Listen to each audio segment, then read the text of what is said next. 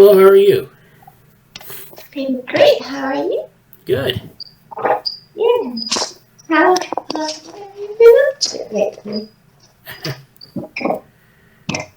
Well, everything's doing all right with me. Nice. Same. Yeah.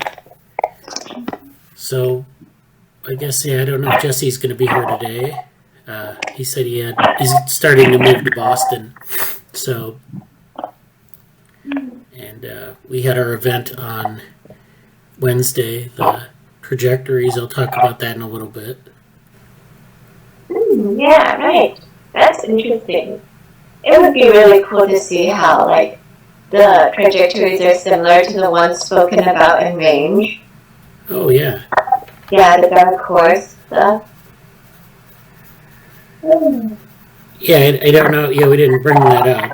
Actually, no one brought it up in the discussion either, but I have to read that book. I haven't. I think I've seen it, but I don't know if I've gone through it. Yeah, it's really good book. It's a great one. Yeah. Now I'm reading a few others, but I think range is one of my top 10 actually. Yeah, good.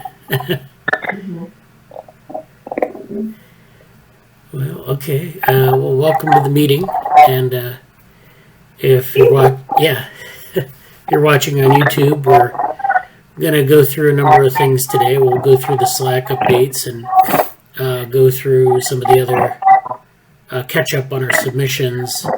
We'll talk about the Trajectories workshop or discussion group, whatever they call it. I like to call it a workshop, but and then we'll get to talk about some papers and things like that.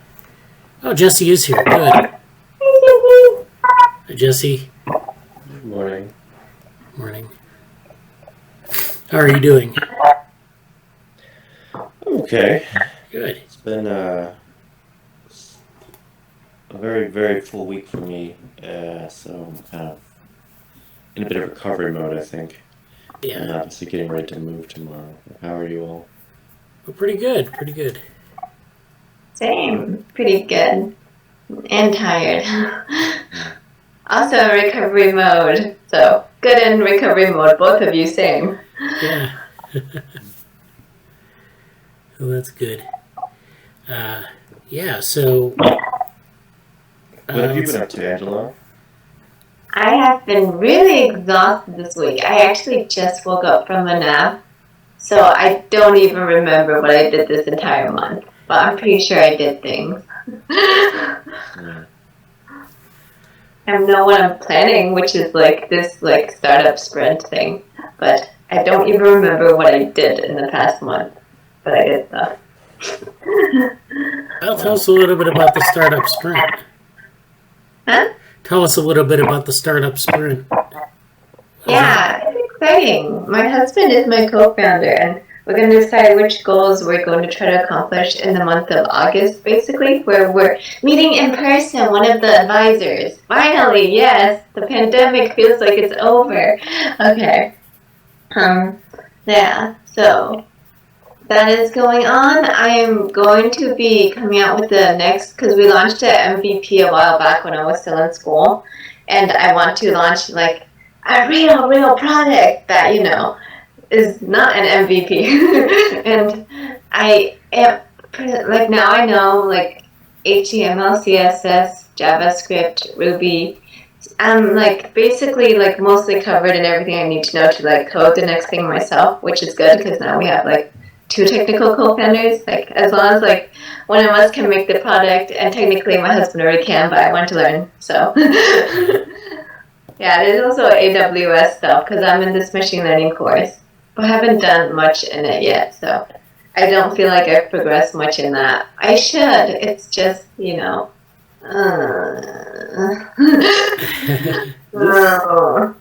There's something to be said here about, because one thing I want to bring up is, I'm admittedly in kind of a moment of burnout, and that will pass out in, a week or so.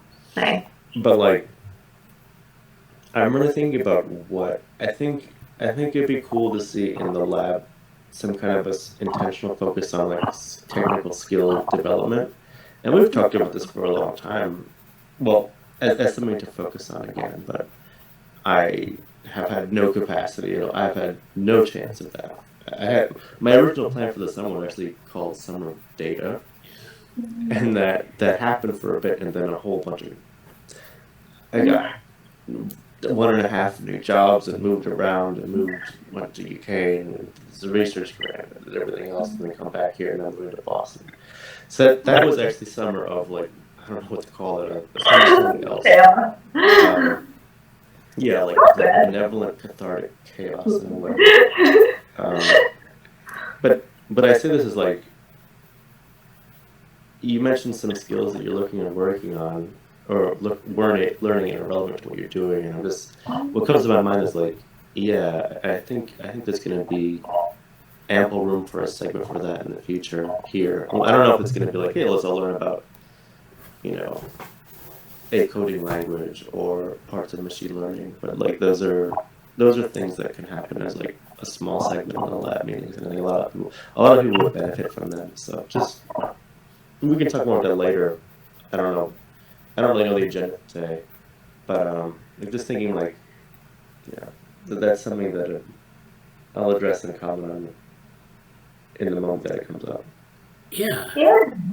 Oh man, what would be so cool? So how this lab is kind of freeform, like if there's some sort of mini like tutorial project in each of the lectures or something that has you like contributing to research in some way by the end of it, that would be so cool because it would help the newcomers like start, right? Because like I first had trouble starting anywhere, basically. Like at least I tend to freeze up when starting stuff in a team.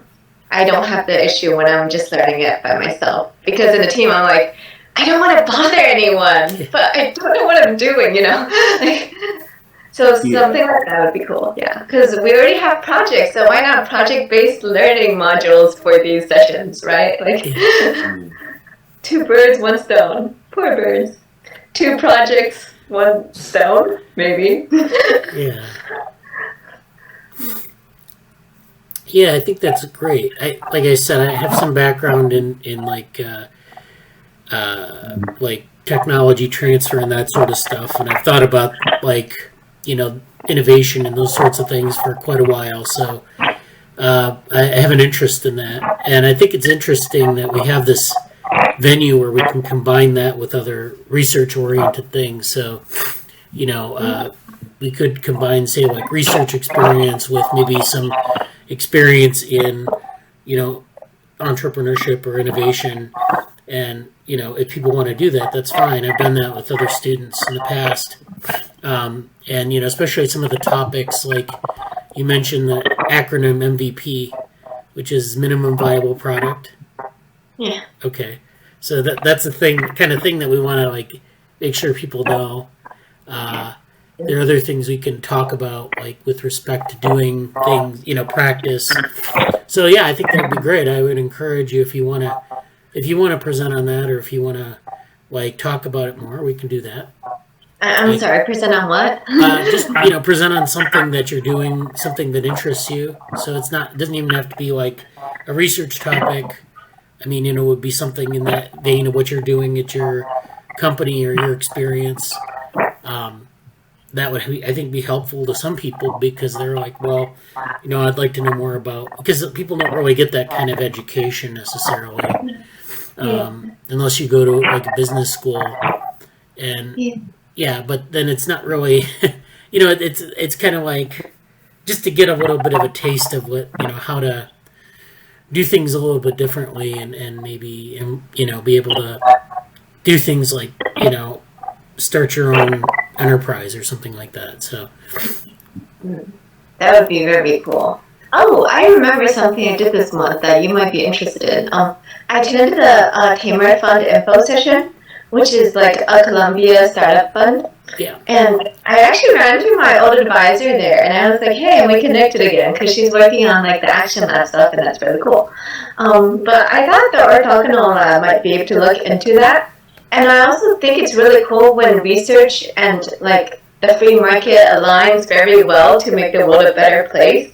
Like, if there are any ways for that kind of partnership, because like currently, like I've been wondering, like, okay, maybe I should be asking the governments what like services they think the free markets should need as much as like the consumers, right? Like, you know, etc. Like, because the issue with like okay, I guess so. I've just finished. Have you guys read the How to Avoid a Climate Disaster, the new Bill Gates book? No, I haven't. It's really good, and it's a giant human coordination problem.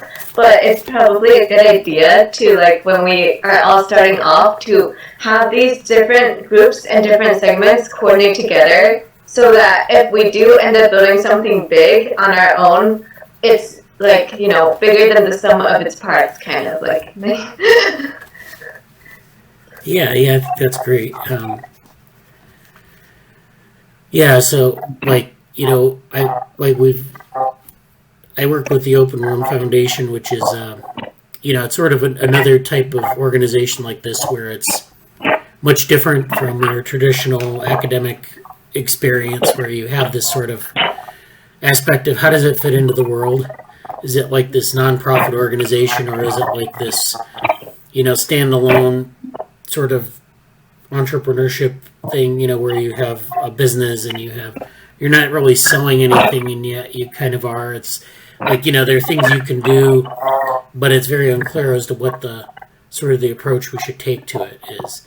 And so this is the kind of thing that I've been working with kind of informally for a while. And we actually, the preprint that we have on the lab actually mentions that a little bit. Maybe I should mention a little bit more about it, about the unique challenge of, you know, where do you fit into the world? Is it a nonprofit organization? Is it like a startup? Is it neither? Is it both? So that's something that, you know, we should talk about more. Yeah, and then you get other problems like, you know, human coordination problems, and, you know, network theory, kind of thinking about how your organization is structured and then exploiting that. So it's an organizational science problem as well. You know, what you're doing, how you fit into the world, and that sort of thing. So I think that's really all interesting stuff. I would encourage you, yeah, to you know, pick up on that. If you feel really compelled by specific topics or things you want to talk about, please bring them up at the meetings, and you can, you know, bring them up in Slack and things like that. Because I don't know how many people, I know there are probably people interested in it, but it's really hard to just pick up, you know, from zero on this. We could put some sort of poll in about stuff we're willing to talk about, and people can vote on what they want for the week, or in general. Like, Yeah, Yeah. I think we're in a really, like, you know, I think this is a really great time to really be planning for essentially the fall semester, because I fully plan to get some. We've had some sort of, you know, like project descriptions and things like that before, but I think what I would like to do, and it fits really well with what Angela just said, is like, yeah, let's pick some like segments that happen in our weekly meetings, whether it's a skill segment or like a startup, or like quite adjacent to that, although different, would be like just skills, like tools of the trade and skills as a researcher, as a consultant, as an academic. Like just the, and a lot of them, like a lot of the presentational skills and how to communicate are overlap quite a bit. So like, that could be, if people want to do that, and obviously something that I think about, I have to do it all the time. You know, that could be a whole segment, and one that we could easily transfer into some other things. Hey, Krishna. Okay. But yeah, like I think. So between thinking about, okay, like startup skills, academic skills, and then also technical skills, like those are the kind of like tutorial training segments we could have. But also, like, there's going to be time for some specific projects, like the data ethics privacy. It will be an event that we can co-host, and that'll be great. And I've done nothing with the ethics teams solidly, but like there's things I would like to do with that again. And now that I have I have some different news that I'll be getting out later, but like I think this is a great time to really think what concrete projects do we want to say are ongoing and current? What are some areas that the lab maybe hasn't focused on that it should focus on? And what are some ways, like one thing I'm going to be doing is like I'm going to be creating either directly or indirectly, like essentially like internship profiles. They don't have to be internship, but like research assistant, like come join our team and work on this project. Job, like not job descriptions or whatever. Because I think I really, really want to like essentially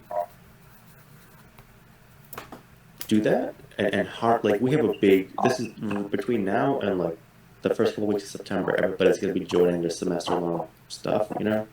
So we can put it out there and especially because I have a little bit more clout and reputation now, but also like I'll be in Boston, and if I can snag some Boston people, I already floated a little bit of this into like an assisted lab manager position. I've had some feedback, or like some people just reach out to me, you know.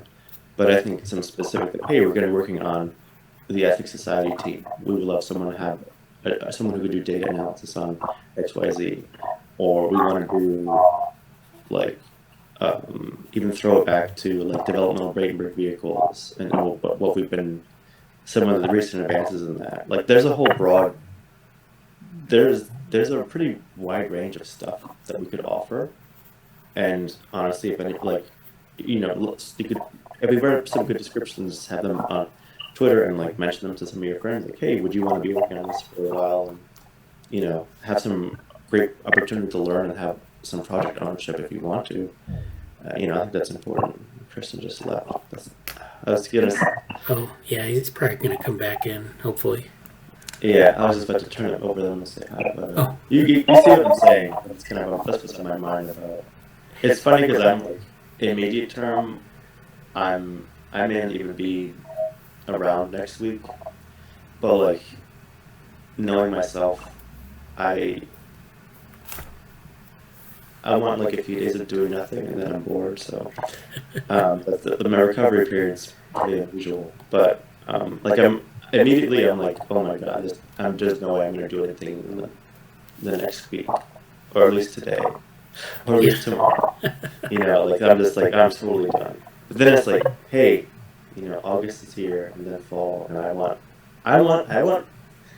like some people who.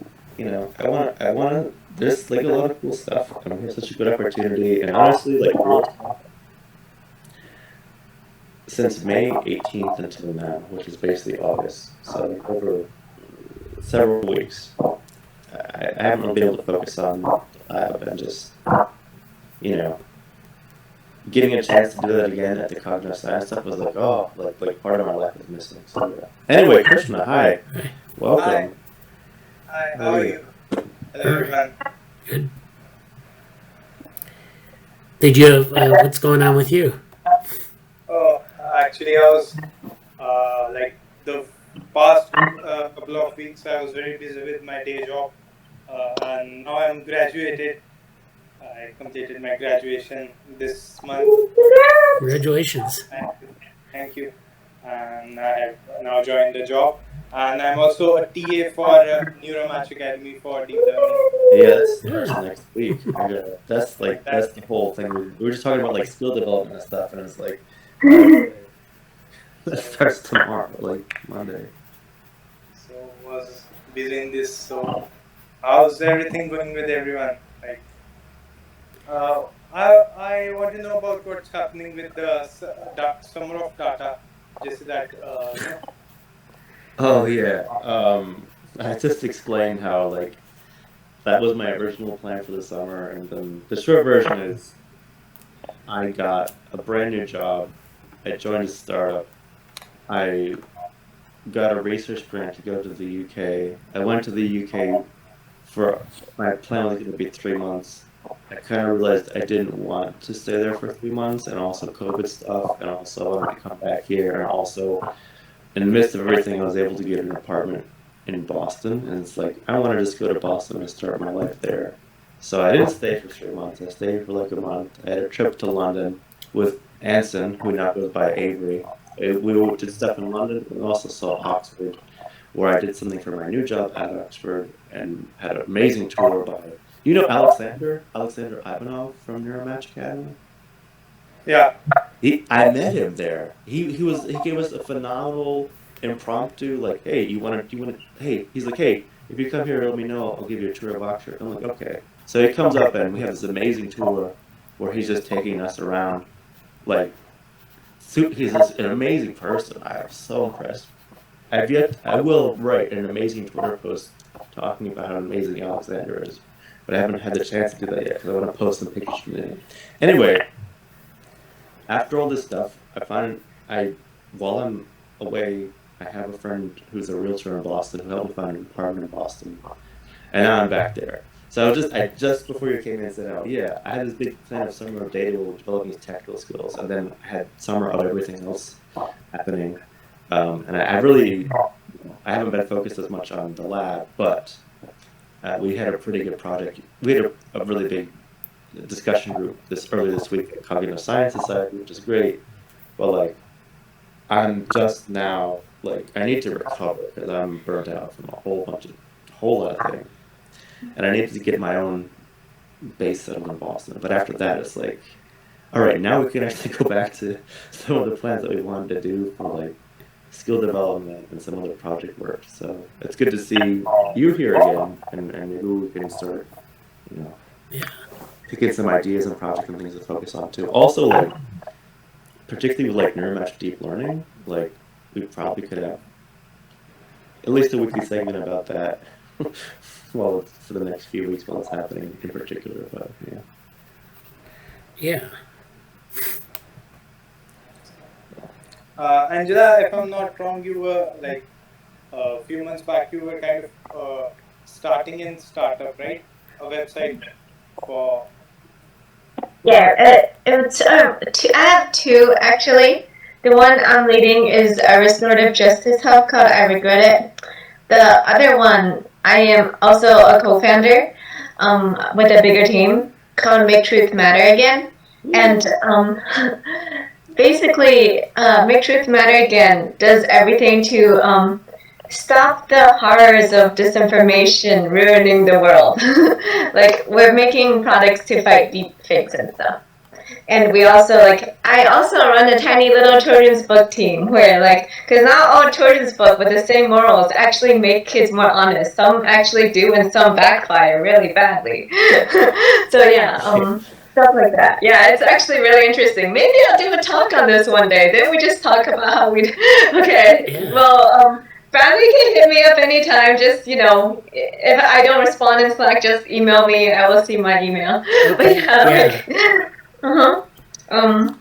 Yeah, so those are the two startups I'm doing. Let's see. Did you have another question, or was that it? No, I was just, I remember wanted to, ask you how's everything going with startup. It's doing pretty great. I'm really happy with how things are going. At this rate, we're going to have 2 technical co-founders instead of 1, aka I am turning technical, yay, for the first time in the history of Angela. So, yeah. I am excited to do this sprint. And we are potentially partnering with Columbia's The Action Lab. Yeah, so it's all been really interesting. I like how there's a decent amount of demand for restorative justice and accessible justice. Yeah. You should probably check this out. Yeah. What is that? Compass algo bias. Oh, that sounds really familiar. Compass. It's Compass. Ah, what is it again? It's an algorithm, used for granting bail. Oh. The bias. Wait, sorry, can you say that again? Okay, it's an algorithm, used by U.S. judiciary system to grant bails to convicted people, and there is a lot of algo bias in it. Oh no. Yeah. I really like algorithmic justice. Like basically,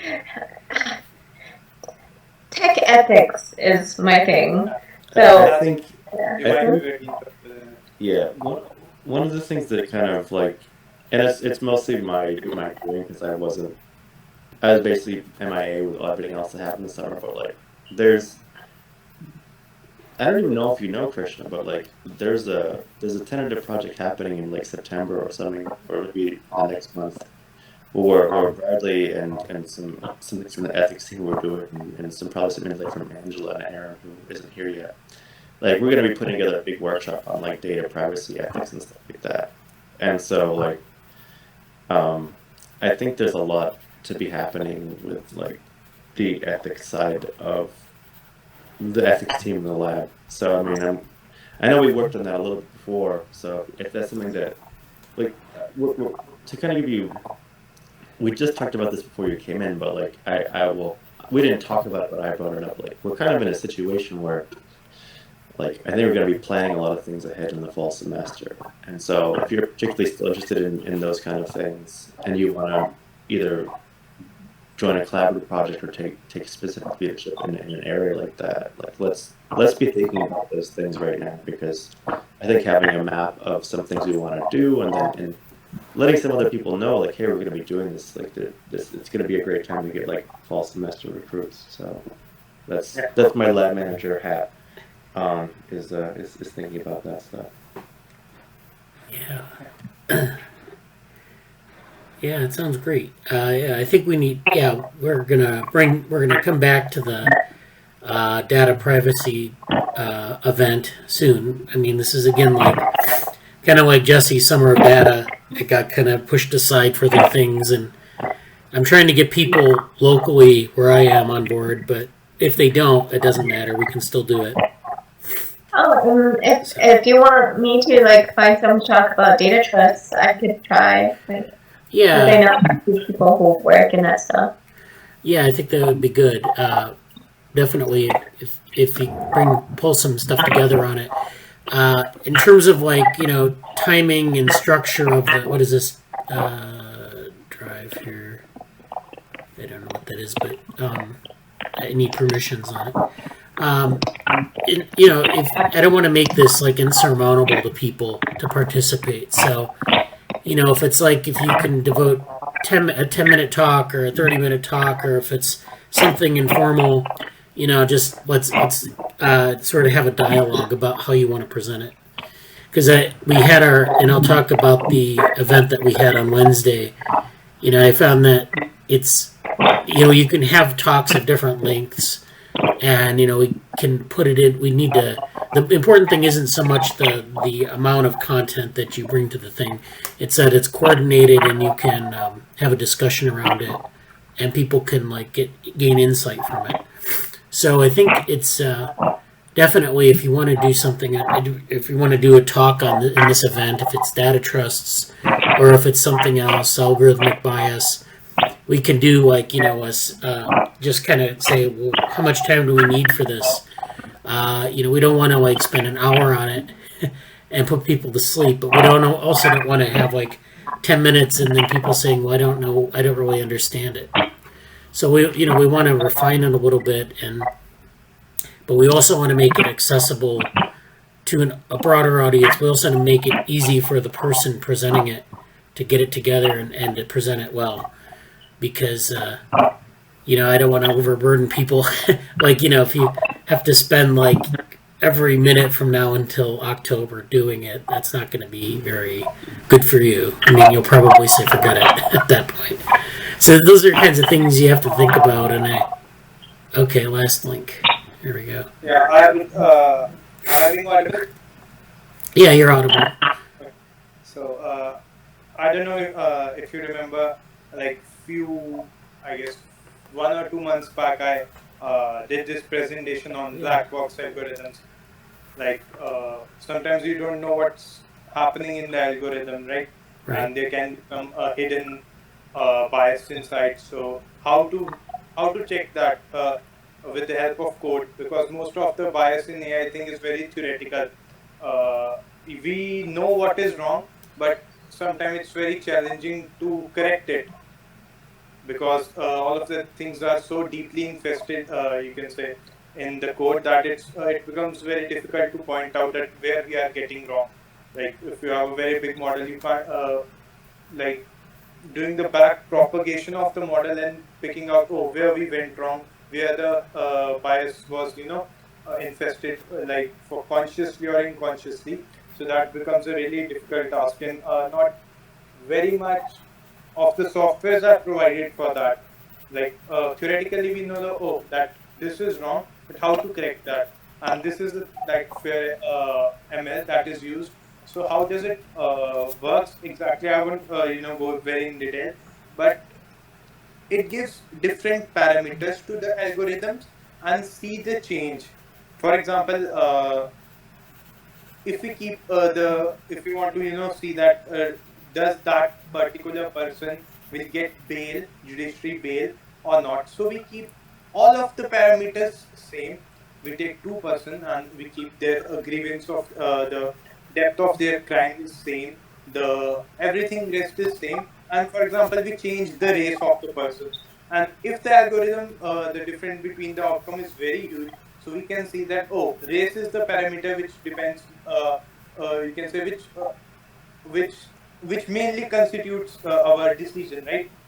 So if we have 20 parameters, it becomes very difficult to find out which of the parameter is affecting our algorithm then in an unhealthy way. So if we keep 19 parameters same, change the one, and we can see that how much its change is reflecting in the algorithm. So that's the way where we can, with the help of code, we can see how our model is working. Then if you know that where we are going wrong, then we can make it better. Yeah. Because we all know that how to make a good algorithm. We know how to not put logical fallacies and all the biases inside it, subconsciously or consciously. But once a very big system is made, then we, how do I put it? Like, it's very difficult to remake the algorithm, right?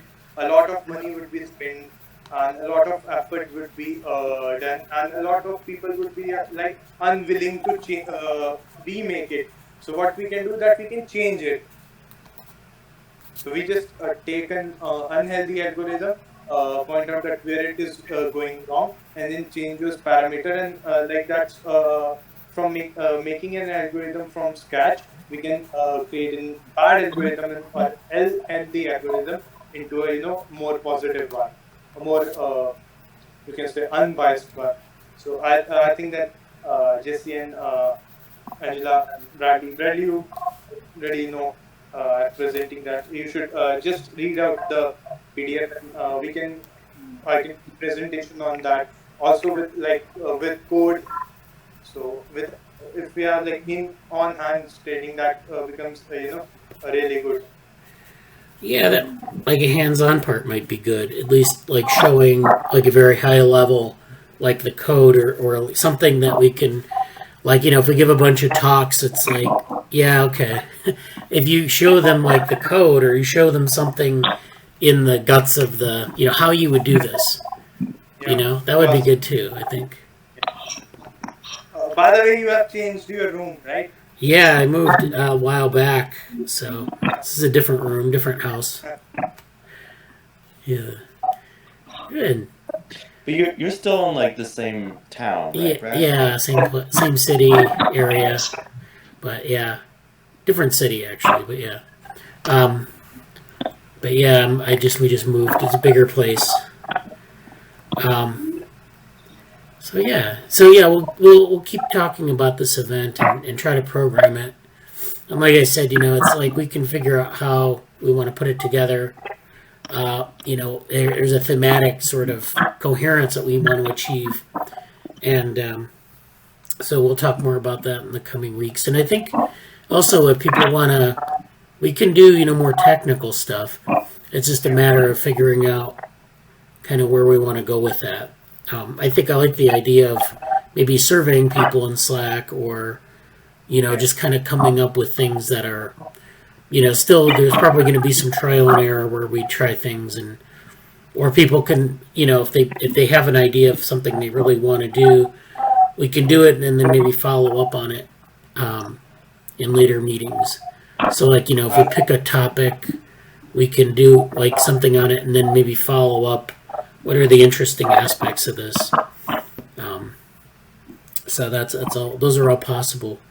Glad we had this conversation because I feel like it's always new things going on in the meetings and in the lab, and the way to get to these new things is to kind of engage in conversation about it. So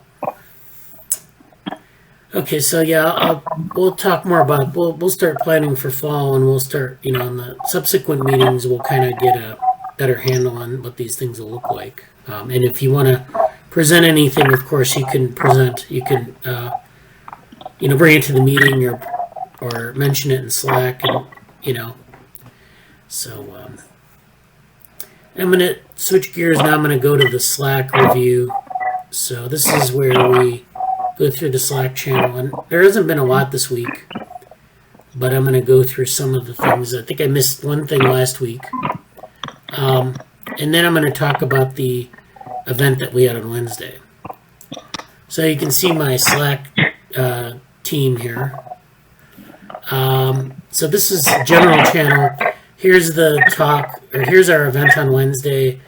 Jesse says, a solid day for oral at a major conference. Thanks Bradley and Avery for attending the event, and Anusha Sharma, who was also involved, for your contributions as well. Catch the updates next meeting. We had a couple of interesting connections. Yeah, so we had a couple people who got involved in conversation at the end, and we had some pretty good conversations. This is this Trajectories event, and I'll talk about that in a little bit. There's something in, let's go to Cognition Futures. Actually, there's a little bit of feedback. I don't know whose mic that is. I think it's Angela's. You could mute that when you're talking. Mute? Yeah. That'd be good. All right, thank you. Okay, let's see. So we have this got recorded, so you can go back and look at it. It's a 2-hour thing, but I'll show you how to go through, annotate it, and curate it in a little bit. We also had a paper on integrative world modeling theory that Jesse posted. This is a SciArchive paper. And this is, I think, a good example of how you can have this need for methods and unraveling things, because we had this in the event too. There was a discussion about the free energy principle, and we even have a channel for the free energy principle. But we really, it's really hard to unravel it and to make it salient to people. And it's a pretty complex theory, and there are a lot of statistical components and modeling components. And so one of the things, aside from learning just kind of things about methods, is to break down a paper or an approach and see where the different parts are coming from. So for example, with the free energy principle, you have Bayesian thinking, you have some information theory, you have energy minimization, and so all those things are sort of in that, interwoven into that theory. And to understand each part of that, and to think you read a paper on the free energy principle and think about each of these components and whether it's being applied properly to the problem. If you can have a good idea of what an analysis might look like, those are the sorts of things we want to be able to foster. So I think if a paper like this might be a stepping stone to some of the methods that we might look at.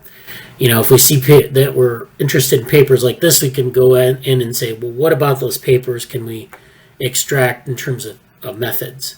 So predictive processing is another thing where, it's we throw around the term, but we don't necessarily, we have to understand the underpinnings of it. And that's something that, comes with training, but also because we have a lot of people in the group who want to talk about these things right away, and they don't want to wait 10 years to talk about it. We want to be able to give them, some understanding of these methods. So I think that's it for that channel. Then this is just planning for the discussion group. We talked about this. I'm not sure where I dropped the link. There was an event at, it might have been Cybernetics. No, it wasn't. Oh, yes, it was actually this one. This is the A-Life 2021 conference, and I talked about this last week. I talked about some of the things going on there. But we did actually have another event, and it's 50 years with Autopoiesis in memory of Maturana and Varela. And this was an event that they hosted in conjunction with the conference. This was the conference that was supposed to be in Prague, and it was like the 100th anniversary of the RUR novel. And, this was like the impetus for the way we think about robotics. And one of the things, 50 years ago, of course, was the advent of autopoiesis. And autopoiesis is a specific point of view on complex systems. So, you have, when you talk about complex systems, people have approached these from different perspectives.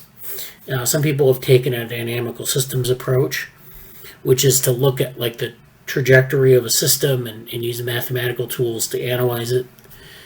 Some people have taken a more sort of constructivist approach, which is autopoiesis, where you have this complex system that's born and it develops and it's interacting with its environment and things like that. And there are other approaches too. So there's complex adaptive systems, there's network theory, there's your agent-based models. There are a lot of ways to look at complex systems, and it's very different from like the standard cause and effect, or the standard sort of statistical model, the t-test, where you're comparing two groups. So it's a very different approach because it deals with a lot of things interacting and a lot of things going on at once. So this is their approach to this. Here's Varela and Maturana. They're both dead now, but they wrote a book in the 70s on this, Autopoiesis and Cognition. So they were able to connect autopoiesis as a concept with cognition. And this is a quote from the book. An autopoietic machine is a machine organized, defined as a unity, as a network of processes of production, transformation, and destruction of components, which, through their interactions and transformations, continuously regenerate and realize a network of processes that produce them, and to constitute the machine as a concrete unity in space in which the components, exist by specifying the topological domain of its realization as such a network. So as I recall from this book, it was very, very verbose, and maybe that was a problem for understanding what was going on, but you can see the themes here. So autopoiesis, you have transformation and destruction. And if you're familiar with thermodynamics, you know that that's a key theme in like thermodynamic theory from physics.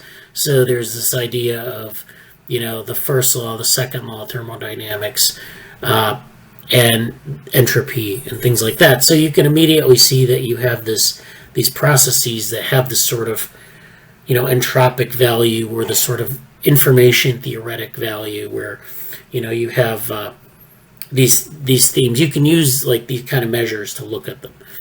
But then you have your components. So there are a lot of interactions going on. So there's like a matrix of interactions that you can calculate. But you can't, calculate every interaction at once. You need transformations of things, so things change from one thing to another, especially in living systems. And that can also be accounted for as sort of like a matrix of transformation values.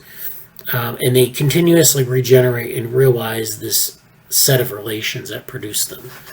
So if you think about like living systems, you maybe have like an organism that has a germline, and it gives rise to eggs, and it's fertilized, or it's maybe it does a lot of self-reproduction where it's budding apart from one another. So bacteria do this where the cells divide and they reproduce. And so there's this reproductive aspect of this theory that's unique with respect to a typical sort of conception of statistics. So if you have cause and effect, I guess the ancestor causes the descendant, right?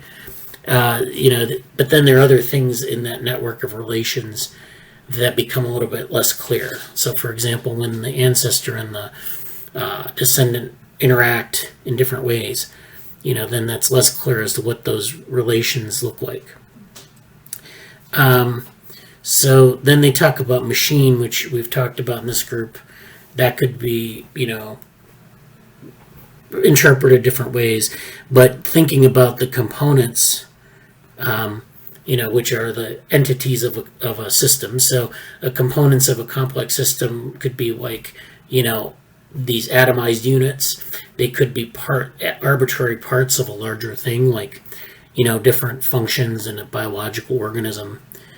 And really that's defined by this topological domain. So, we want to define our units in the best way possible, given that they're not these little atomized pieces floating around in space, that they're embedded in some context.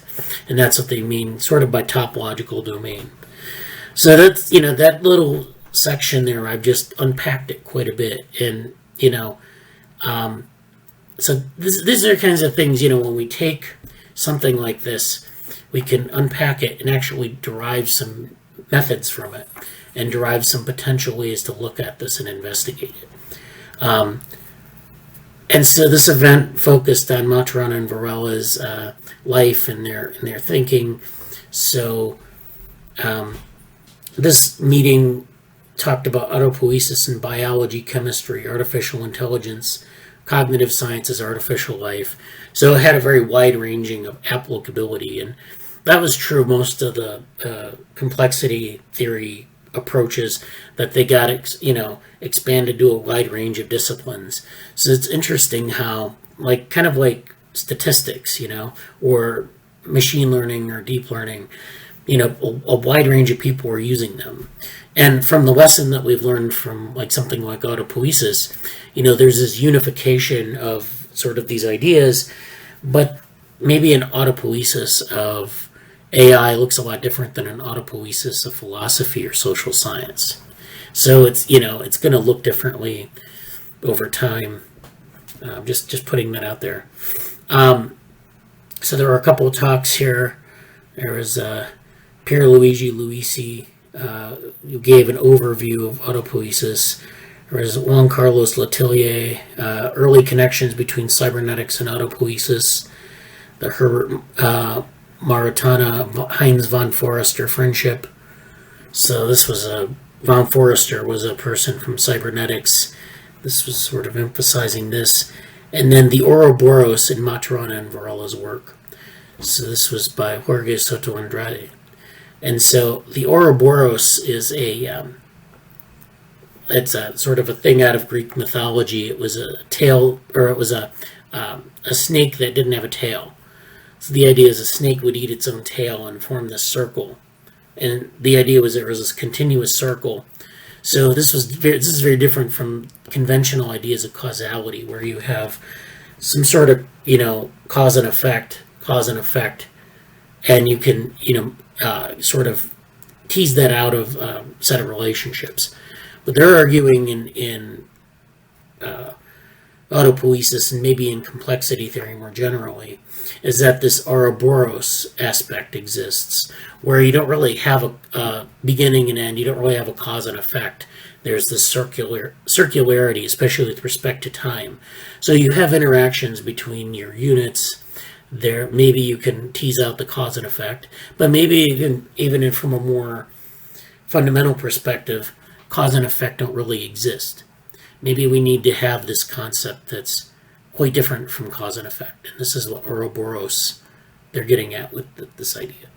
So that was, and then they had a question and answer session, a roundtable discussion. I didn't attend this meeting, but I would say definitely it's whetting our appetites maybe for more information about how to approach problems and maybe how to think about complex systems. So I'll leave that there. Let me I'll put the link in the chat here for people who are interested. Oh, hello, J2. I don't know. It's just me. I had to change location for a minute. Yes, Jesse too. Right. I didn't want that was someone else. Okay, so that was it. And so check that out. Let's see. Now I want to talk about. Well, let me go back to the Slack. So we had the cybernetics thing. I wanted to cover that. In general, we have I just so put some information there now. Actually, I can talk about that later though. Now, whatever. Okay. So this was something else that Jesse, this is, of course, our session. I didn't put this in the blog post that I'm going to show, but also on Thursday, Avery, external oral collaborator Charlotte Guo, who's from University College London, and she hosted the talk I gave to the Philosophers Web Cafe. So she's sort of an external collaborator, and myself attended an event in London where one of Charlotte's collaborators had a talk about blame, responsibility, and morality assignment. And so this is something that Aaron Higgs might be interested in. It was a psychology person speaking in a philosophy conference, but it was good. I got some candids of the event. So this is this event on what Jesse was just talking about. And here's a typical meeting here of in Zoom. And then there's this, so that's difference making, and then there are the conclusions.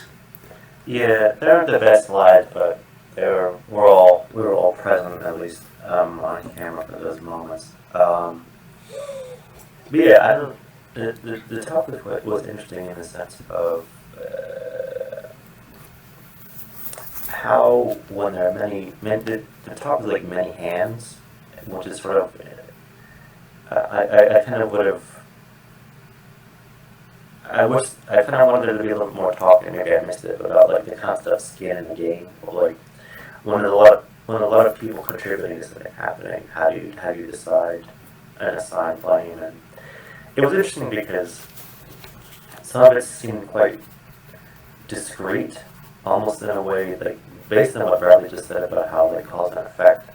I really wonder how the cause and effect in the going beyond cause and effect would go and would this talk. Like, I think it'd be really interesting to compare those two things in particular, because like there was some talk about like, oh, well, what are the norms of the situation? How do you evaluate which actor has the most influence, and that actor that's the most influence, you can do like particular calculations that like, oh, well, this person has the most responsible in the situation, therefore they get the most blame. And it was a little bit like that. I don't at all mean to. I'm not trying to characterize the conclusion of the point of the talk. It's just something that I get easily remembered from it. But I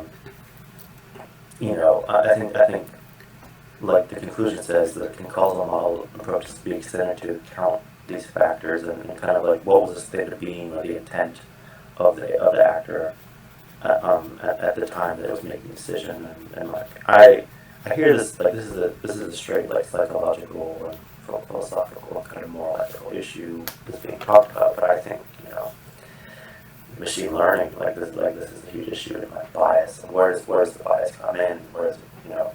How do we do this in like some applied situations as well? But also, I mean, even just based on what Bradly talked about regarding like the beginning and the end, cause and effect, I really think there's some interesting, I think kind of one of the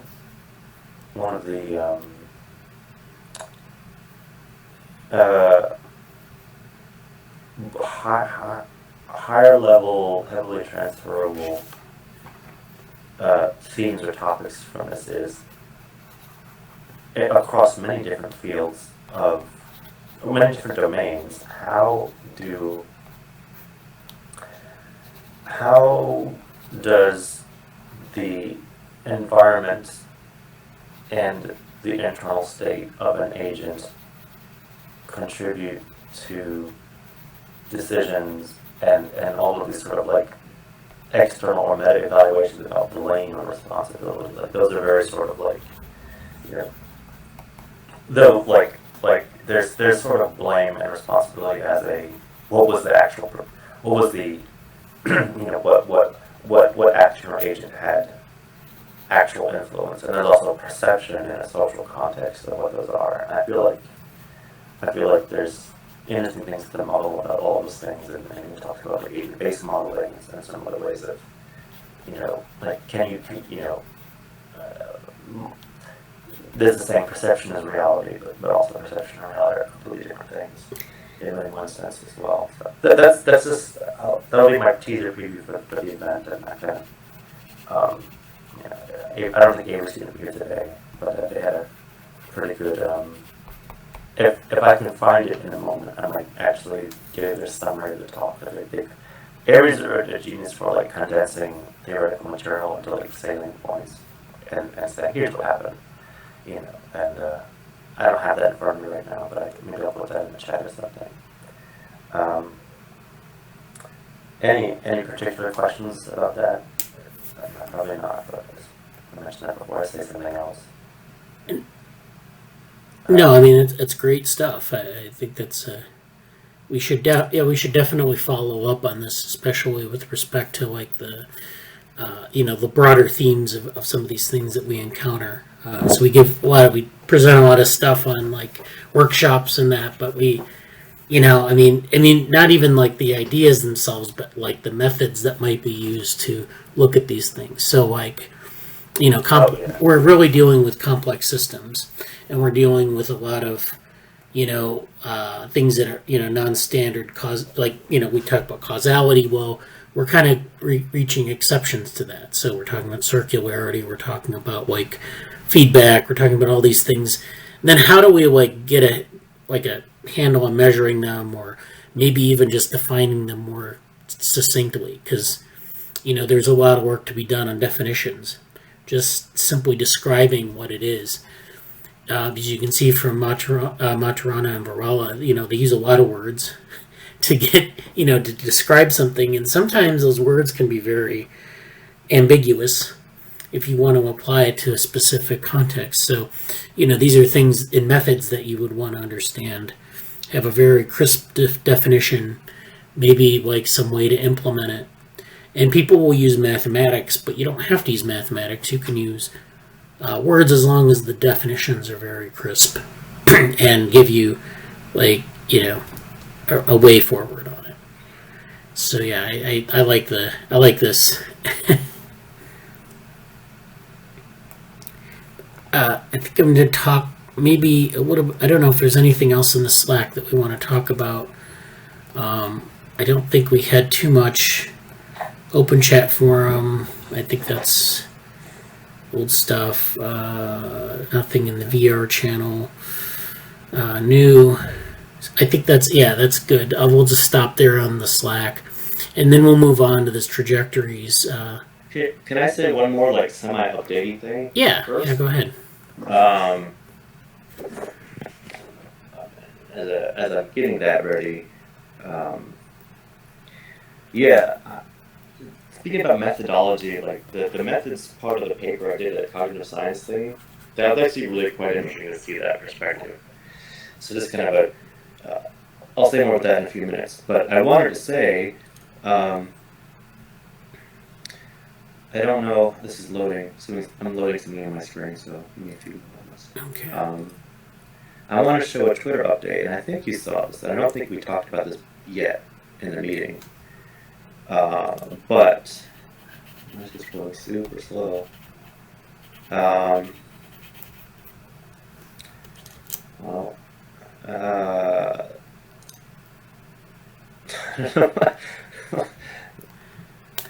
Okay, this for some reason Twitter just completely stopped for me. At any rate,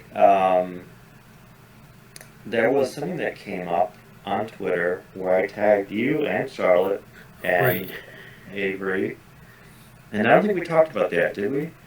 I'm going to talk about it in a little bit.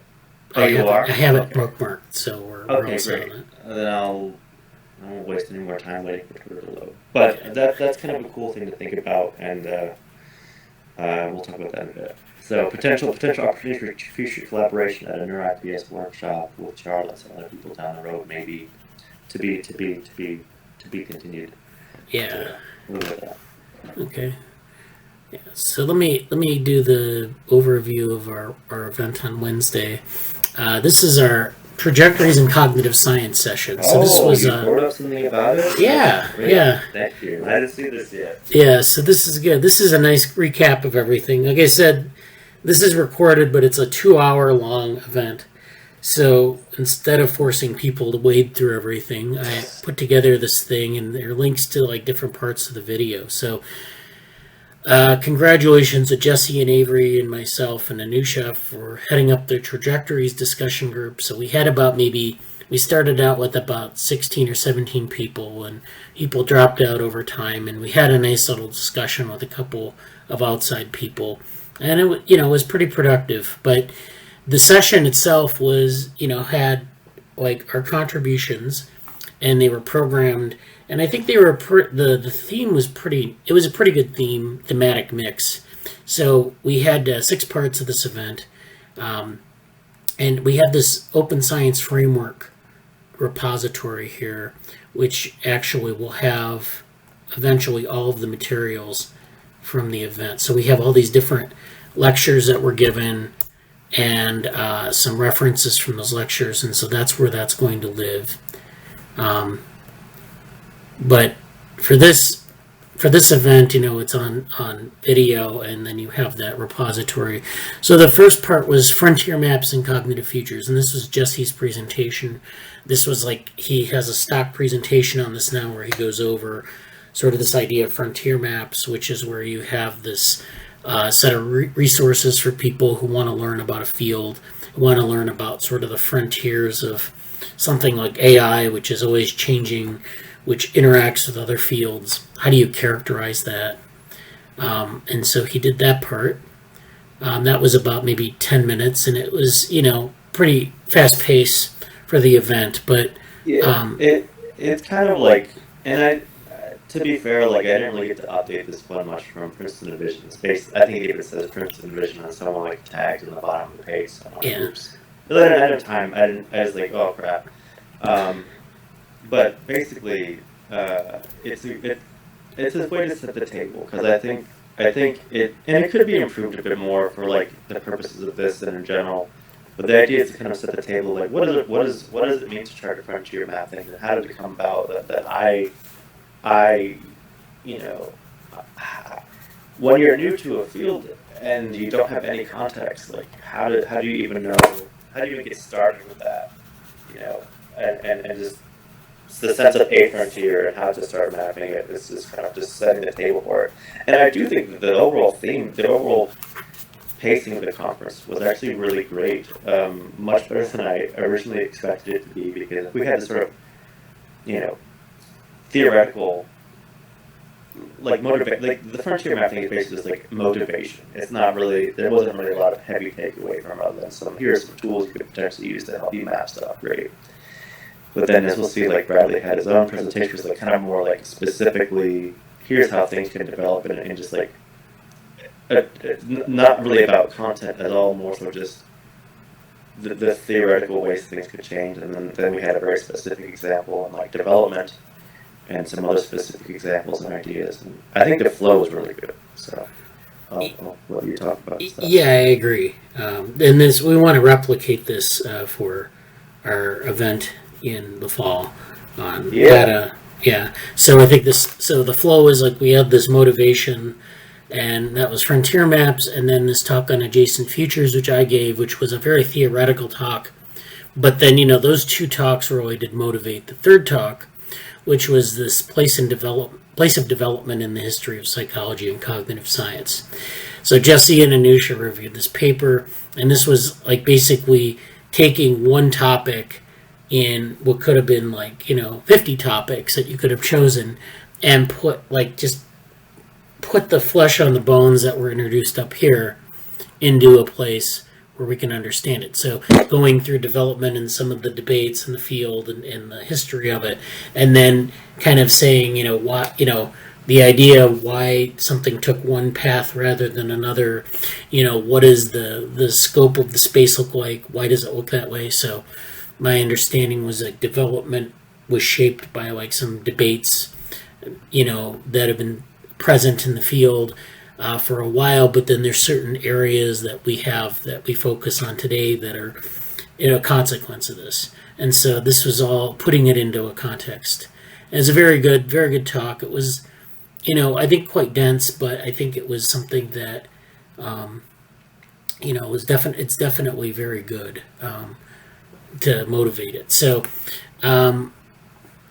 so this was just a review of this long review paper by Gabriele Arenti, and it's this idea that development served as an alternative to the concept of the static adult mind.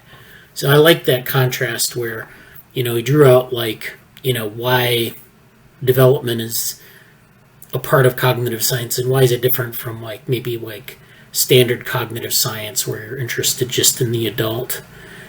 So I think that's good. Yeah. Go ahead. Okay. So then Jesse also did a neurodiversity. I'll say one more thing about it. Just what was really just did one more commentary about that. What was cool about the developmental the paper and the presentation itself was sort of how there was a very specific. I almost, if I had a little bit more time, I would have just drawn this diagram and the diagram would basically look like at the outset of cognitive science. There was almost no focus at all on development, or even to some extent learning as we consider it, because it was simply, it was sort of, in the 50s and 40s and stuff, it was very much how do we use information theory and early levels of computation to basically reproduce the capacities of the adult static mind. So high-level thinking, we can do math really well, we can do evaluation of symbols and something really well, okay, great, that was it.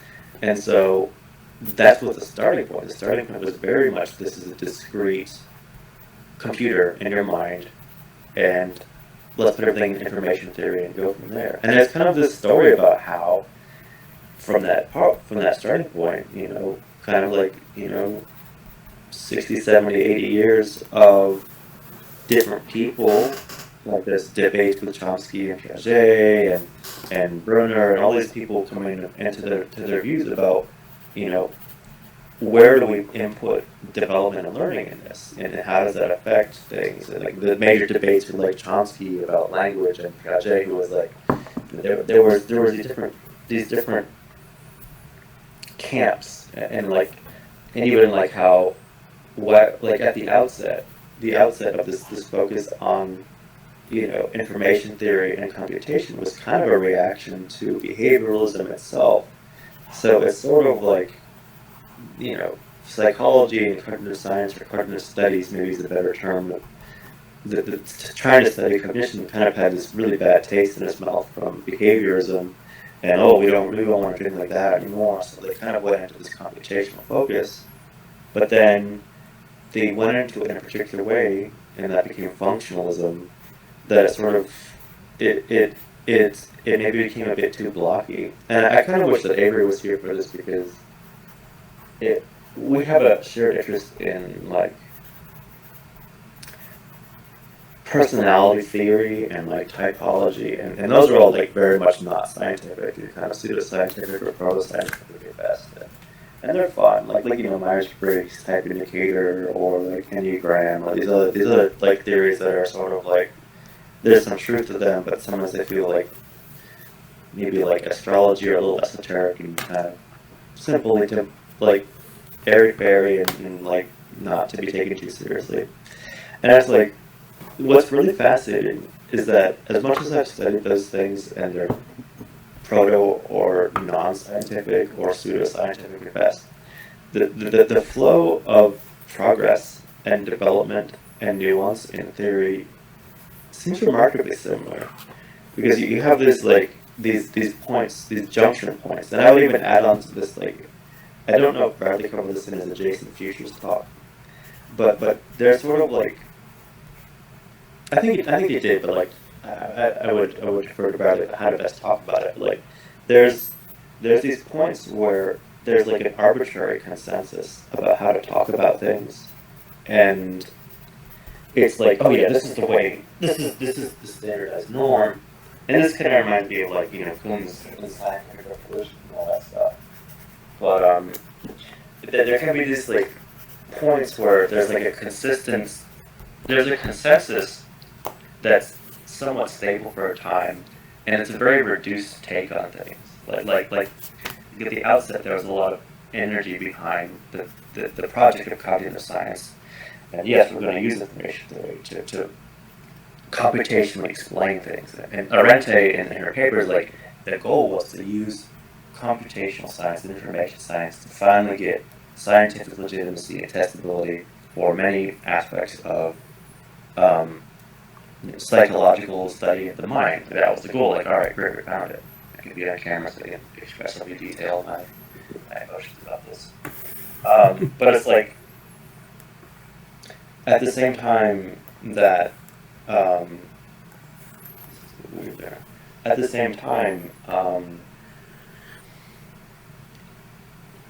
the field and the focus on development progressively sort of went like, you know, it progressively changed further and further away from that. While there were still sort of like hardcore conservative people who, like, always clung to that, and they're heavy cognitivists, and heavy people were still functionalists as well. So you have like in the chart, like in that chart that Bradley actually had in his own presentation, where there's sort of like those different trajectories or baselines of stuff. This, you know, you have this sort of conservative branch of heavy cognitivists, and you have people moving further and further away from it. Like 1 and 2 and 3 and 4 moved out from it, and it's just like, it's so interesting to see. There's sort of like almost they're kind of natural like trajectories or terrains of development that come across different topics within fields of study. And I think development's really fascinating in that sense, because you can see Arente's paper is a very, you know, it's a bit of a reduced overview, and I'm sure that if there were like hardcore cognitive science, oh well, you forgot to mention this thing, and I'm sure there's like a bunch of those things that would have potentially happened. But there's sort of like an element of, you know, that the way she went to the history was really good. And then also the last thing I'll say about this is, I really like, she had a really good take on methodology and why methodology is a big limit for studying development, because it's so hard for a long time to actually, like, there's ethical reasons and functional reasons for why studying development, like infants and early small and, you know, newly born human beings, like, it's difficult to monitor and engage them with that, and in part because, morally speaking, in part because technically speaking, but also like, even thinking about, like, when I was working on one of my first ever projects in neuroscience and like the circadian rhythm effect beyond mice, like, there's stuff that just isn't. If you go back, it's sort of like almost like Big Bang question. Like, there's stuff that just isn't fully developed yet as the brain's functioning, and how do you, and if it's not developed, how can you triangulate what's coming? Like, where was the chicken or the egg? What's forming? What is available to produce a consistent enough signal to even comprehend and measure and gauge other things off of? Like, that's a really difficult problem, and, you know, it kind of harkens back to, to the cause and effect stuff from the other thing before. It's like, you know, there's kind of some really difficult limits from a scientific or like observational or empirical deduction relational perspective, and it's like, you know, that's tough, but also like understanding that, like that's so, to me, and I know this is like maybe just me in some cases, but like that having a really clear trajectory slice, in this case of development, across 70 years of effort across generations of research. It's like you get a very particular view about like what happened. We didn't even go into it. We talked about like different funding cycles and relation to AI, and relation to linguistic, like the relation to symbolic, and relation to perceptrons, relation to this and that, you know, Angela. But it's like, it's just a really fascinating way to look at so much stuff we're doing. And I'll close by saying, her talk on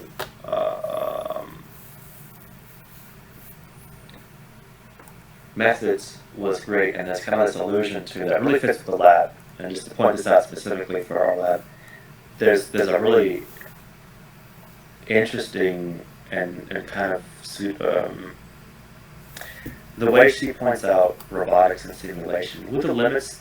She points out some very legitimate criticisms of how pure computer simulation kind of it's difficult because you have to predefine the task beforehand, and a lot of learning is about the art of defining the task, the art of dealing with your previous information that may or not be structured or categorized, and then applying it to a new situation. How do you do that? And I vaguely mentioned like childless hacker and some other things by Josh Tenenbaum. We're very aware of this, and there's a lot of work on that. And so how like computer simulation can do some things and some novelist things, and then finally saying how evolutionary robotics, social robotics, a lot of things that Josh Bongard is doing, a lot of things that came up at A-Life, and also especially a big plug for the Embodied Intelligence workshop that we were at, was all about that. And so it's like, in a really cool way, maybe the forefront of studying development itself is actually things that we've actually happened into on our own, like the Embodied Intelligence workshop. That was a big deal. You have people like the philosophy people, and Josh Bongard was there, and we presented about developmental vehicles there. I presented some Cognition Futures stuff. I forgot what Bradley presented, but like when I first came to the Embodied Intelligence workshop versus what I see now about embodied intelligence, it's like it's a really cool thing. I think at this point, I think I might write, if there's still a way to do it, I might write a very piece about it, because like the perspective I have from then until now and about embodied intelligence, I think would be pretty cool. So I'll leave it at that. Yeah, it's great. So that's there's a lot to follow up on there. Let me go back to the. Yeah, we can finish that. Yeah. I don't need to take up too much time with that, but it was pretty cool. That's okay. Yeah, I think that's great. So the part 4 was neurodiversity. So Jesse did a talk on neurodiversity and the review of this book more specifically, where he talks about it being a critical paradigm. So you have a number of different perspectives, like queer, feminist, and critical race perspectives on cognition, which offer different takes on on cognition. As Jesse said, cognitive science sort of started out as this hardcore information theory approach. It was a reaction to behaviorism, and but since then it's sort of become very diverse in terms of different perspectives on cognition. And there's always been that tension between behaviorism and cognition, or the cognitivist view. And you can see that even today, like you have reinforcement learning, for example, which kind of grew out of it. Actually, we did talk about this, I think. I don't know if it was in this group or it was in this group, where reinforcement learning sort of grew out of that sort of behavioralist paradigm where they were doing experiments in animals. Rich Sutton actually started out as a psychologist, and then it became like this thing where, that's very behaviorist in its structure. Reward. It's like an experiment with mice or rats where you give them a reward and you get an outcome and you can adaptively shape behavior, versus like a cognitive or a cognitivist view of information processing. But in this case, we have other perspectives which actually allow us to see cognition in different ways. So this is all, important for these different novel intellectual trajectories. Speaking of which, Avery did a very good talk on different trajectories in developmental psychobiology. So he talked about critical periods, he talked about computational models for critical periods, for other types of things surrounding development and developmental psychobiology. I was interested in, some of the references that he brought up. He got some very good references in there, or they got some very good references in there, and so, it kind of talks about this possibility space. So this is, this led us into this open discussion where we had people, only a couple people left. I think they either, it went on for 2 hours, so I think it was scheduled for an hour. So we had like a lot of, it was it was pretty far into it at that point. So I kind of was a little bit. I think my presentation took a long time, but it went well, and the people that stuck. There were some different comments, but the people who stuck around at the end were quite interesting. And I had a lot to say, and I connected with one of them on like social media, but the other one I didn't get to follow up with yet. But yeah. Yeah, I think I think it's good. I think you get like some limited interest in really kind of following up, but I think it's always, the idea of one of these events is to say, here's what we have to say, and it'll be maybe some influence on someone, like they'll take a piece of it and be influenced by it, or it's just interesting to them, so they engage it at different levels, and then you get this small group of people who want to know more, and that's typical. And we definitely, though, did put out a lot of stuff out there in the world. So now I mean, the options here to follow up are, we could do a paper, which you mentioned, I think, in the Slack. We could do like another event at some point in the future where we, mix it up and put some different content in, but still have like the core materials. So like the intro, the motivation, maybe the development part, which is very good, and it can be shaped in different ways from what we have. So it's all there. The question is, how do we want to follow up on it? And I think it's worth following up on because it was very informative. So let me get back to a different topic now. We'll talk about the submissions, and this is where I promised Jesse that I'd follow up on this thing that we were talking about with NeuroSim.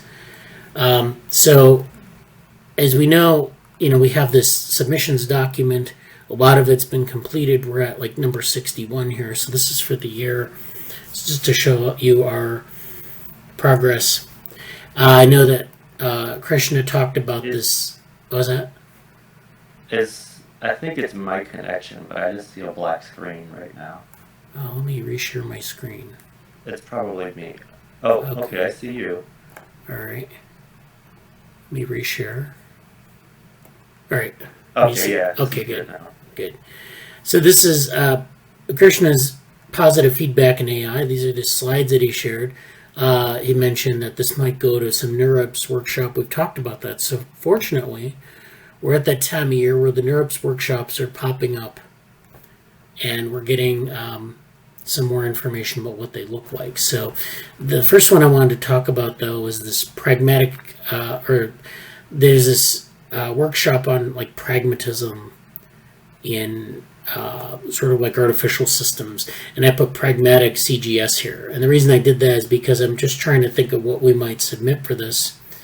We need to submit, if we want to do this, a 4-page paper with refs, and that would be in the NeuroSim format. And so this is the workshop.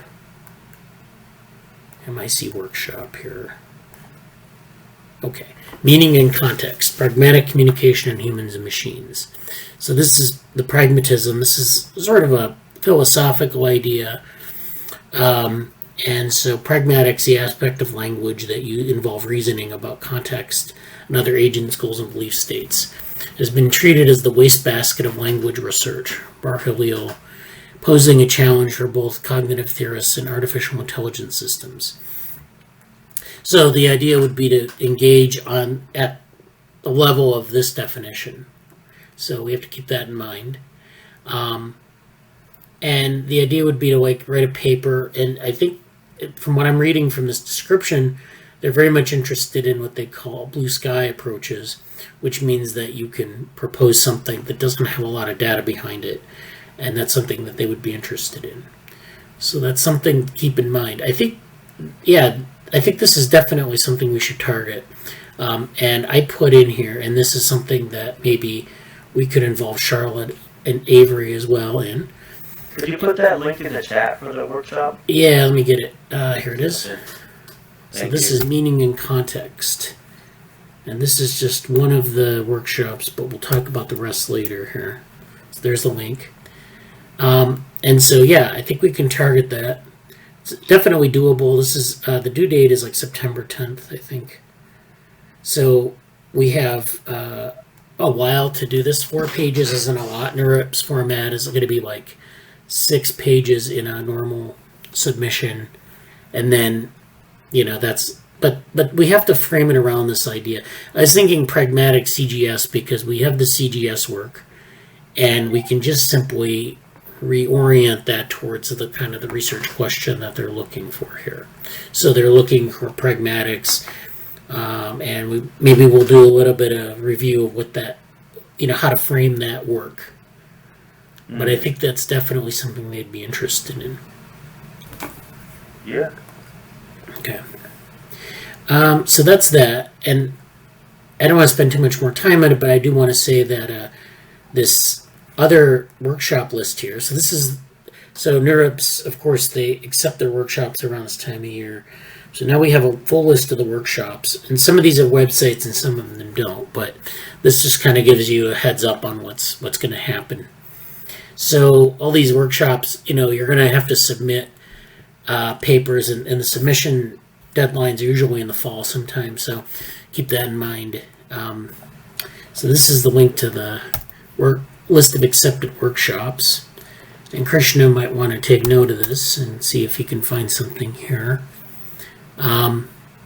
So we have things like Bayesian deep learning, and then things like federated learning, medical imaging, machine learning in public health, cooperative AI, and then when you click on the workshop, you can find the description. So if there's something you think might be a good fit, then this is what it would look like. So, I would just recommend if you want to fit a paper to a workshop, that you read the description and you figure out how they want to approach the topic, and you try to fit your paper to that.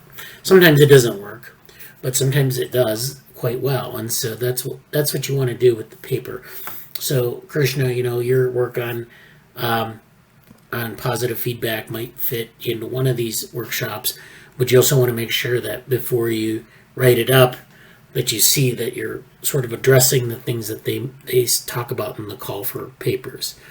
So you wouldn't want to submit it to meaning in context necessarily, but you might submit it to something like human-centered AI, which is this workshop on create AI systems that amplify and augment human abilities and preserve human control in order to make AI partnerships more productive, enjoyable, and fair. Actually, we might submit to this as well. I have an idea for a submission on some of the things in augmented cognition that we've talked about very briefly in the group. So that might be. Go ahead. Can you hear me? Yeah. So, the last date is in September, right? Ending of September for workshops. The deadline varies, but yeah, they're usually September, October timeframe. Okay, so do they have some poster or abstract thing also, or it's just workshop and full-fledged papers? Usually the calls are for papers, but they're not full length. Not full length NeuroSim papers. They're usually shorter, and some of the workshops will have a website. Sometimes you have to wait a while for the website to come up, but just to keep it in mind and keep your eye out for the website where they'll give like the details about submissions. But like, usually the submission will be like, it could be 4 pages, it could be more. Usually they don't have posters, but sometimes they do. So I don't know. But, just to make sure that you also have a good handle on what is required for the submission. So. Yeah, because it's a very competitive and very, you can say, prestigious conference. So getting anything into it would be very, it would be a good achievement if we. Yeah, well, the workshops aren't as prestigious, and I don't think they publish the papers in the proceedings, but it's definitely a good place to go to get exposure and to maybe, and then you say it's like associated with NeuroSim, and people are like, oh, okay. So, it's, yeah. So that's good. So I want to keep, let's keep thinking about these, and we'll have, they're on the list here. So, go through this list of workshops. There are a lot of interesting things here. I don't know what the details are, but we can target some of them and come back to that. In terms of next steps, in terms of other things that we have outstanding, there are some papers that we need to kind of put forward. I think we promised a couple papers. We promised the continual embodied learning paper to the A-Life journal. So that deadline's coming up in September. That needs to be edited, that paper, and we'll turn our attention to that in a bit. We also have the MetaBrains models paper, and that is something that needs to be generated. That was submitted to the EI workshop ebook that they're writing. So this is points 50 and 51 here. So point 50 is this EI workshop follow-up paper, Continual Embodied Learning. We have that paper written, but it's a draft that got rejected from the A-Life conference, but we're going to make it better for the special issue. And then there's this EI workshop follow-up, which is the MetaBrain models paper, and this is just a write-up of the MetaBrain models stuff. So we did a presentation of a little bit of MetaBrain models in the EI workshop, a larger talk of MetaBrain models to the agent-based modeling workshop, and then now we have this paper on the right, and this doesn't have to be really long. I think it's it's more free-form than most submissions. Could be like, I think something like 4 to 8 pages would be sufficient, but maybe longer. So this is something they're going to publish in an ebook. So the deadline for this is August 31st. And in keeping with that, I've prepared a draft of this so far. So we have an abstract that we submitted, but now we also have some sections to this paper. And so this is something that I've just kind of been putting together thoughts and things that we've presented on and things that we've talked about while putting these talks together. So these are going to be, this is going to be fleshed out a bit more over the next week or two. And we're at like 4 pages now. So when we talk about innateness, heterogeneity, cybernetic regulation, anatomical fidelity. So there are a lot of things that we want to bring up in this paper. We want to introduce the idea, talk about some of the representation challenges, things like that. I think at this point, just kind of fleshing out the details of it, and I'll put this in the Slack soon when it's fleshed out a little bit more, because right now it's just kind of like very rough. But I just wanted to point out that this is being worked on, and this is, hopefully we'll make this deadline. I haven't heard back from the International Society for the Study of Information, and this is the Gibsonian information thing. So that Gibsonian information paper is still sort of suffering as like not a preprint yet. We have to get do some more, I think, updating of it to get it to that point. But we'll get there. I think it looks pretty good though at this point. It just needs more detail, more work. So I think that's all we have for now, and I think that's a lot of stuff to focus on, even though it's a few points. Only a few points. So any other things we need to talk about before we get into papers? Anything you wanted to bring up? I think that's it. Were you going to say something, Krishna? What? Can you please repeat? Oh, I thought you were about to say something. I didn't want to interrupt you. No, I was not saying anything. Yeah. Okay. I invited Charlotte to the Slack just now, and she joined, so that's cool. It'd be really great to work with her on some things in the future, I think.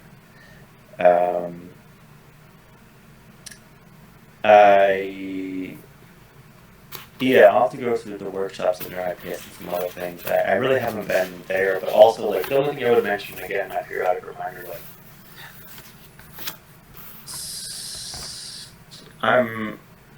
I'm gonna be looking, and I'm looking at a lot of things regarding, like, biometric data acquisition and some AR, VR related stuff, ways of acquiring that kind of information, and that mesh or threshold or interface stuff.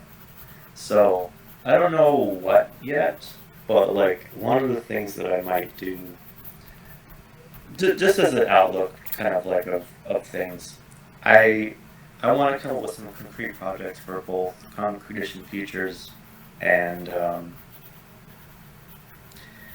the ethics team. Like those are things there, and I feel like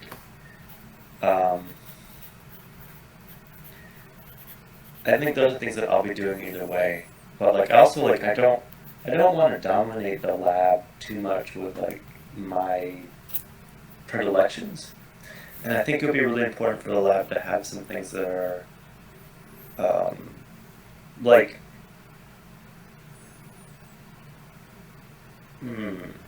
you know, like everything we talked about before. And so just again thinking about these different ways of doing it. The thing about the future and the AR VR stuff, like that's cool, and maybe just thinking about ways to make that.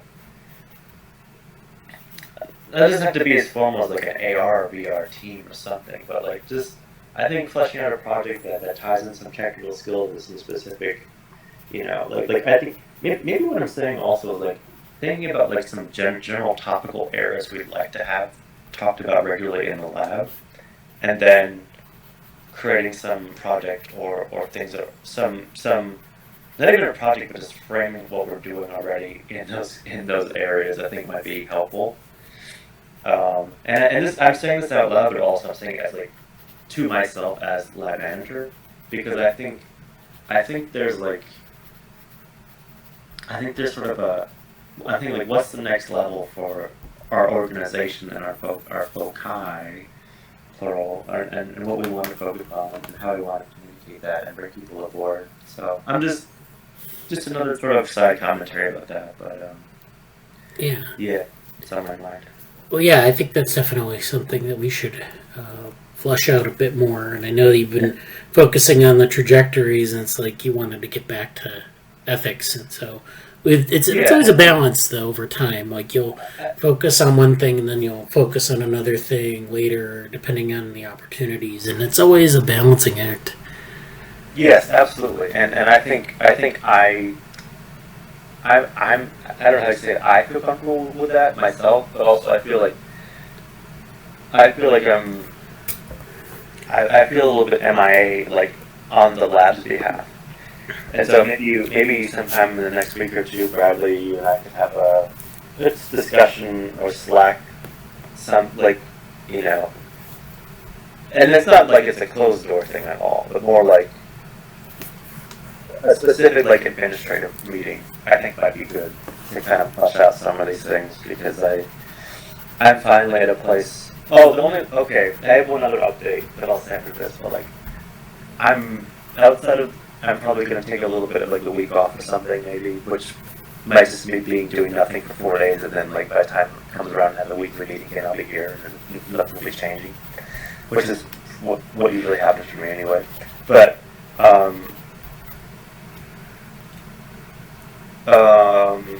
forgot what I was going to say now.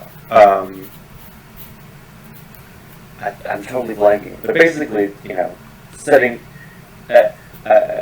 I want to do due diligence for the lab's benefit, because I've been focusing very personally on my own stuff for the last 3 months, and that's great, and it's been a special opportunity. But like, you know, I feel like as a lab manager, I should be trying to do the service of the lab. And I think I would like to basically say, let's talk about what that looks like, administratively and also like project-wise for creating spaces to do what they want to do. So I'm just putting that out there as like a very, I'll say that. And then my last bit of news is that, as some of you know, I've recently joined sort of state-of-the-art AI, and without going into details, I think I will have less. I think I'll have a little bit more free time because there will be less happening on that front over the course of this year. So I'm going to leave it at that. But the message is, number one, like, outside of anything happening with that group, it's really great to kind of be back and do something like academic and research oriented in more pure sense of what we're doing here. That was great this week, even though it's kind of a little bit last minute and a little bit rushing and whatever. But it was still like, I definitely have a very strong passion for this, and I like it a lot, But I think it's funny because Krishna started asking about the summer. I was like, oh, how'd the summer day go? Well, it totally changed plans because XYZ happened. And I feel like my forecast, I guess I'll put it this way, and I'd be curious to ask, like, Krishna, what you see in the sense for yourself and everybody else. Like, well, Angela kind of talked about this, and you mentioned something about her new job, but like, for myself, I'm moving to Boston. I have a new job that's stabilized now. I joined the startup, but the startup will kind of be not as much of an influence going forward. And I'm going to have a lot of space. I'm going to have more space and more open time after things, especially after I settle down in Boston. I'll have a new job, but it will be stabilized, and I'll have a return to some free time. In part because I'm not planning trips and apartments and everything else, but also just like I'll have more free time in general. So my outlook for the future is I'm looking to kind of, I think the unsaid thing here is like there was a path of things to develop where I might have to have lessen my involvement with the lab, and I don't think that's going to happen. And I'm very actually looking forward to being. I haven't been the most involved in the last few months, but I really want to. I think I want to. Well, I know that I want to, but I now a lot of the things that have been, simmering and settling down and finding out what's going to stick and what's going to go, have done that now. So I'm in a place of all right, I foresee an open forecast to do these things ahead. So that's why I'm saying this stuff now. And so that's my view. And I don't know if you want to say, I'm not putting anybody on the spot to say what's your plans for the next, end of the year. Tell me right now. But if you have anything particular about that sense that you want to put on the table, Krishna, let me know, and I'll keep that in mind for last stuff. I just my plans. I was for past couple of months, I was not. I was busy and due to my father's death, I was not really very able to do anything. But now, I feel better. So I have started working on. I have started coming back to the lab meeting and be on the Monday meeting. And also, I'm getting with Richard Gordon. We are with American. And I think that I'll be now working more.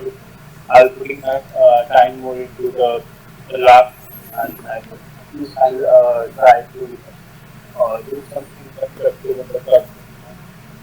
But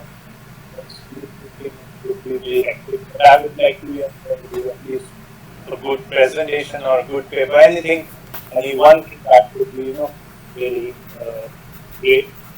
That's goal for. I'm also like looking forward to a master's and install it with I have clearly prepared that I have a job on others with that job. But I'm like happy because it's everything that I'm doing I really enjoy it. And now one more thing that I've been getting to know more and more about reinforcement, and I took a 4-week course on that. That made me quite great about reinforcement, and so I'll be trying to see that what I can do next time. I'm like very immediate trying to work on reinforcement. Once I've done with the ICA,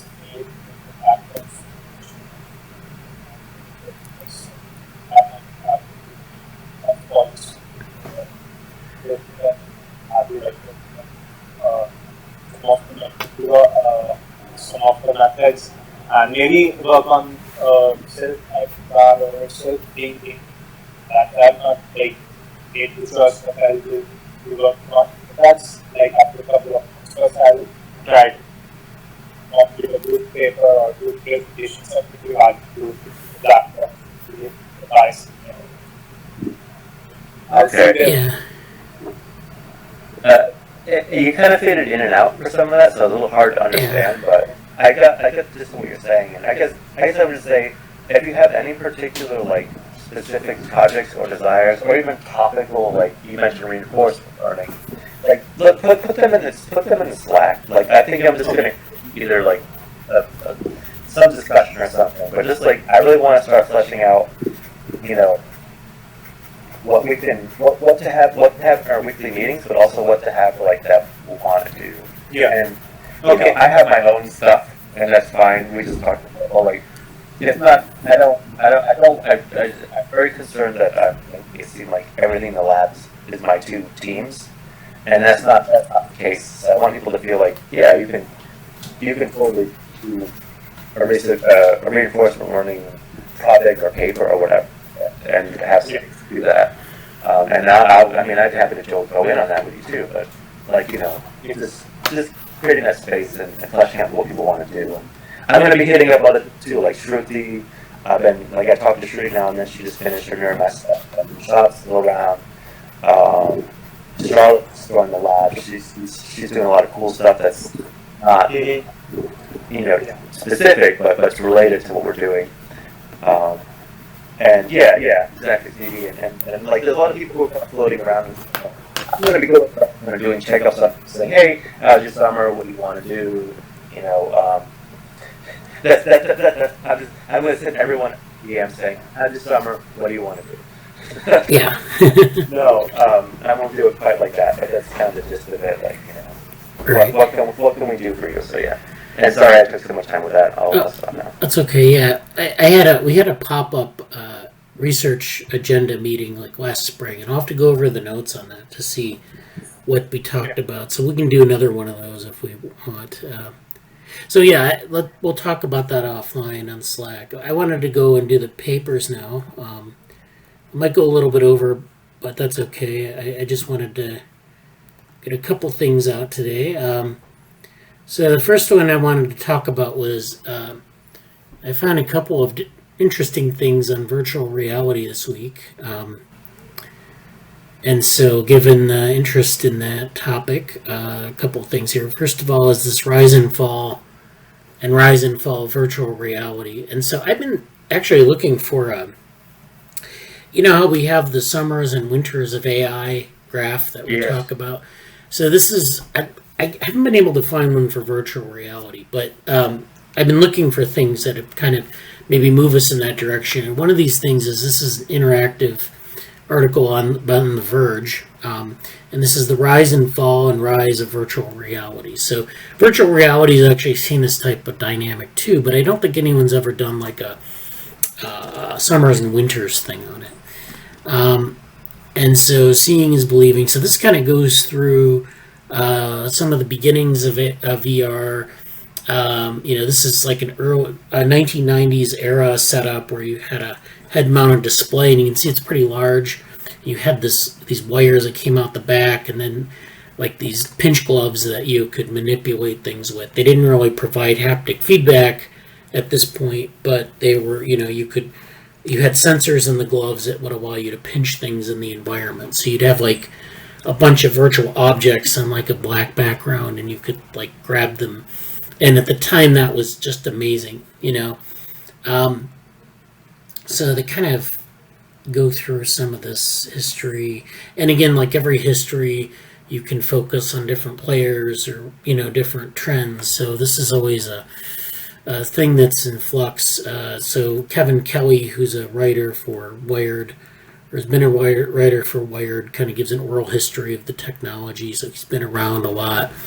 Then there's this imminent reality, which is a focus on artists. This is an Oculus Rift, so they're focusing on this investment by Facebook, or the Oculus startup, and how they're wanting to bring content to the masses. So a lot of VR has been held back by the lack of content. So like VR, the technology is getting smaller. These headsets are smaller than the ones that we saw in the first picture, but and they're higher quality, definitely. But you want to have good content. If you don't have good content, there's no point in having the system. And so, we have a lot of video games now. We have a lot of other types of content. And Oculus makes it easy to generate content. There are other platforms as well, but that's I think one of the big hurdles. The other hurdle is that you have virtual environments, which are just the virtual objects in a disembodied space, but you can also have augmented reality, which is where you have a view of on some headsets, they have a shutter that you can open up and see like the real world in front of you, but then see objects popping up into the field of view.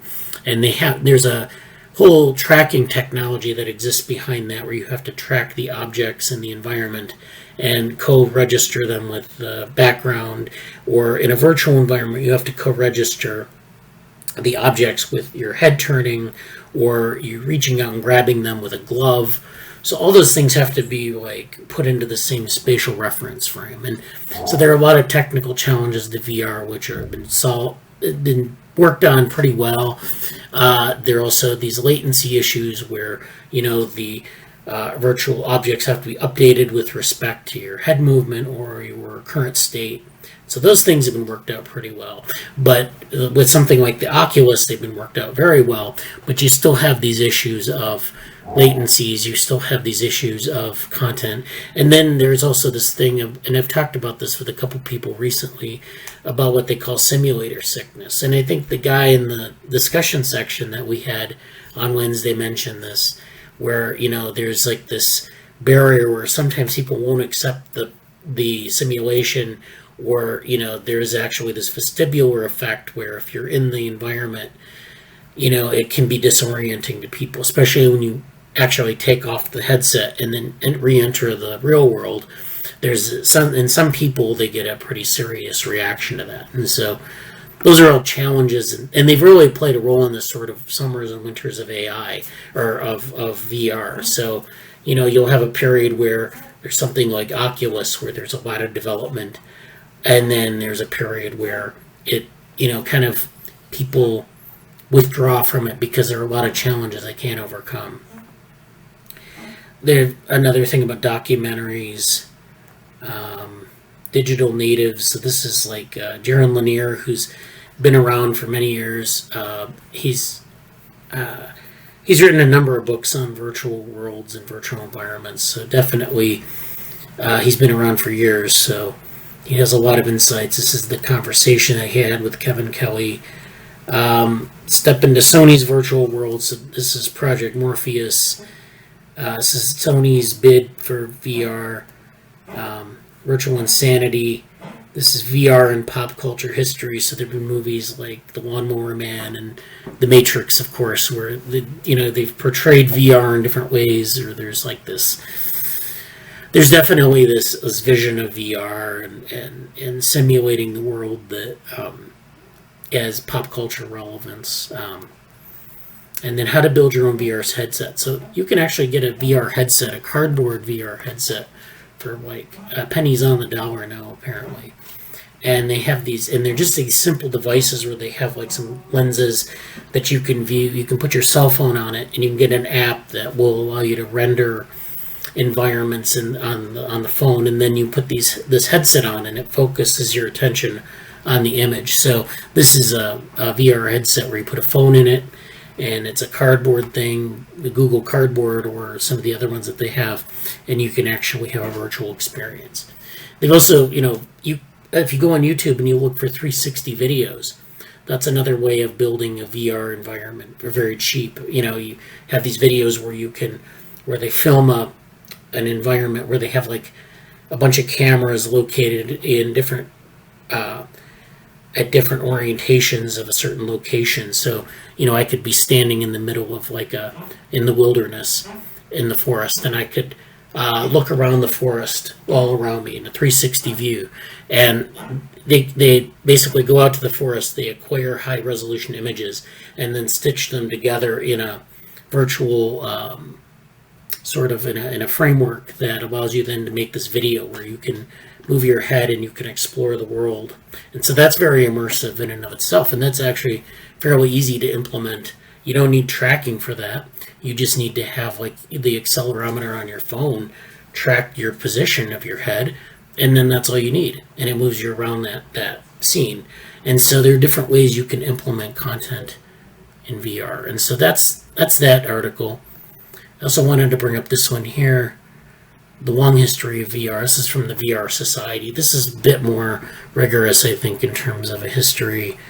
They really kind of go back a long ways for VR to panoramic paintings, 360-degree murals. So this is from the 19th century. And so, people have been doing this sort of thing for years. There are different types of... The Viewmaster in 1939. We think of this as a children's toy, but it's really a good way to get an immersive experience with static images that you can then, move forward and create a movie. There are all sorts of things that sort of link between, we think of VR as this futuristic technology, but we've had it for a long time, and we've been able to do things with images and manipulate the world in these ways. So these are all things that might be interesting. This sensorama from the 1950s, where people would stick their head in a booth and watch scenes. So there are all these ways you can implement VR. So this is just going through the history, and I think gives you an idea of how the technology has sort of progressed and how it actually works. So these, this is a good, I think, overview of VR. This doesn't get into the psychology experimentation or other areas of VR that are really interesting and exciting, but it gives you a good sense of what's going on there. I just wanted to cover that to make people aware of the sort of, what's going on in that area. Let's see, what else do I want to talk about today? I think we'll talk about, maybe we'll get into some of these papers. Last week, I think I talked about brain circuits in insects and what constitutes a brain circuit. I'm going to talk a little bit about maybe units today. So we have this paper, Frivolous Units and Pioneer Neurons. So we'll talk about those two. So frivolous units, wider networks are really not that wide. So this is a paper on deep neural networks. So a remarkable characteristic of over-parameterized deep neural networks is that their accuracy does not degrade when the network width is increased.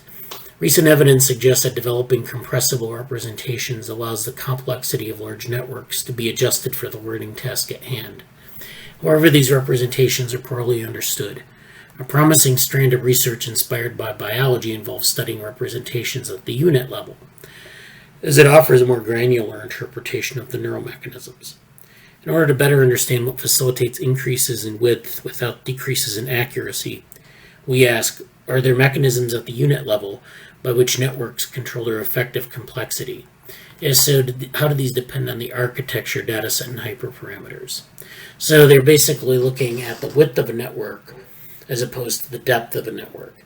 And they're saying that the wider the network, the less accurate in general it is. So, you have this relationship where have potentially a layer has more things that it's representing or a broader representation. So, that we don't really know what that relationship is, but you can look at this in terms of individual units and then assembling a network of a certain width. And so you want to be able to facilitate an increase in width without a decrease in accuracy, because there are benefits to wider networks. And this is, of course, in neural networks. So we identify two distinct types of frivolous unit that proliferate when the network's width increases. So frivolous, I guess, means that they're unnecessary. Prunable units, that means you can cut them out, which can be dropped out of the network without significant change to the output. And then redundant units, whose activities can be expressed as a linear combination of others. So this is basically what they're saying is you have these units when you expand the network that can be removed. In one case, you can remove them because they don't really have any effect on the output. So you can minimize the number of units, but you can make it wider, but you can do it in a more efficient way. And then these redundant units, which are actually, you can remove them and they are linear combinations of others. So technically they're like these prunable units, but they're redundant. And so there's a role for redundancy in complex systems that maybe if you take out the redundant units, maybe you're not degrading the immediate performance of the network, but maybe it makes it more brittle. And that means that you can't necessarily train it in a wider variety of contexts. So these units imply complexity constraints as the function of the network computes could be expressed without them. We also identify how the development of these units can be influenced by architecture and a number of training factors.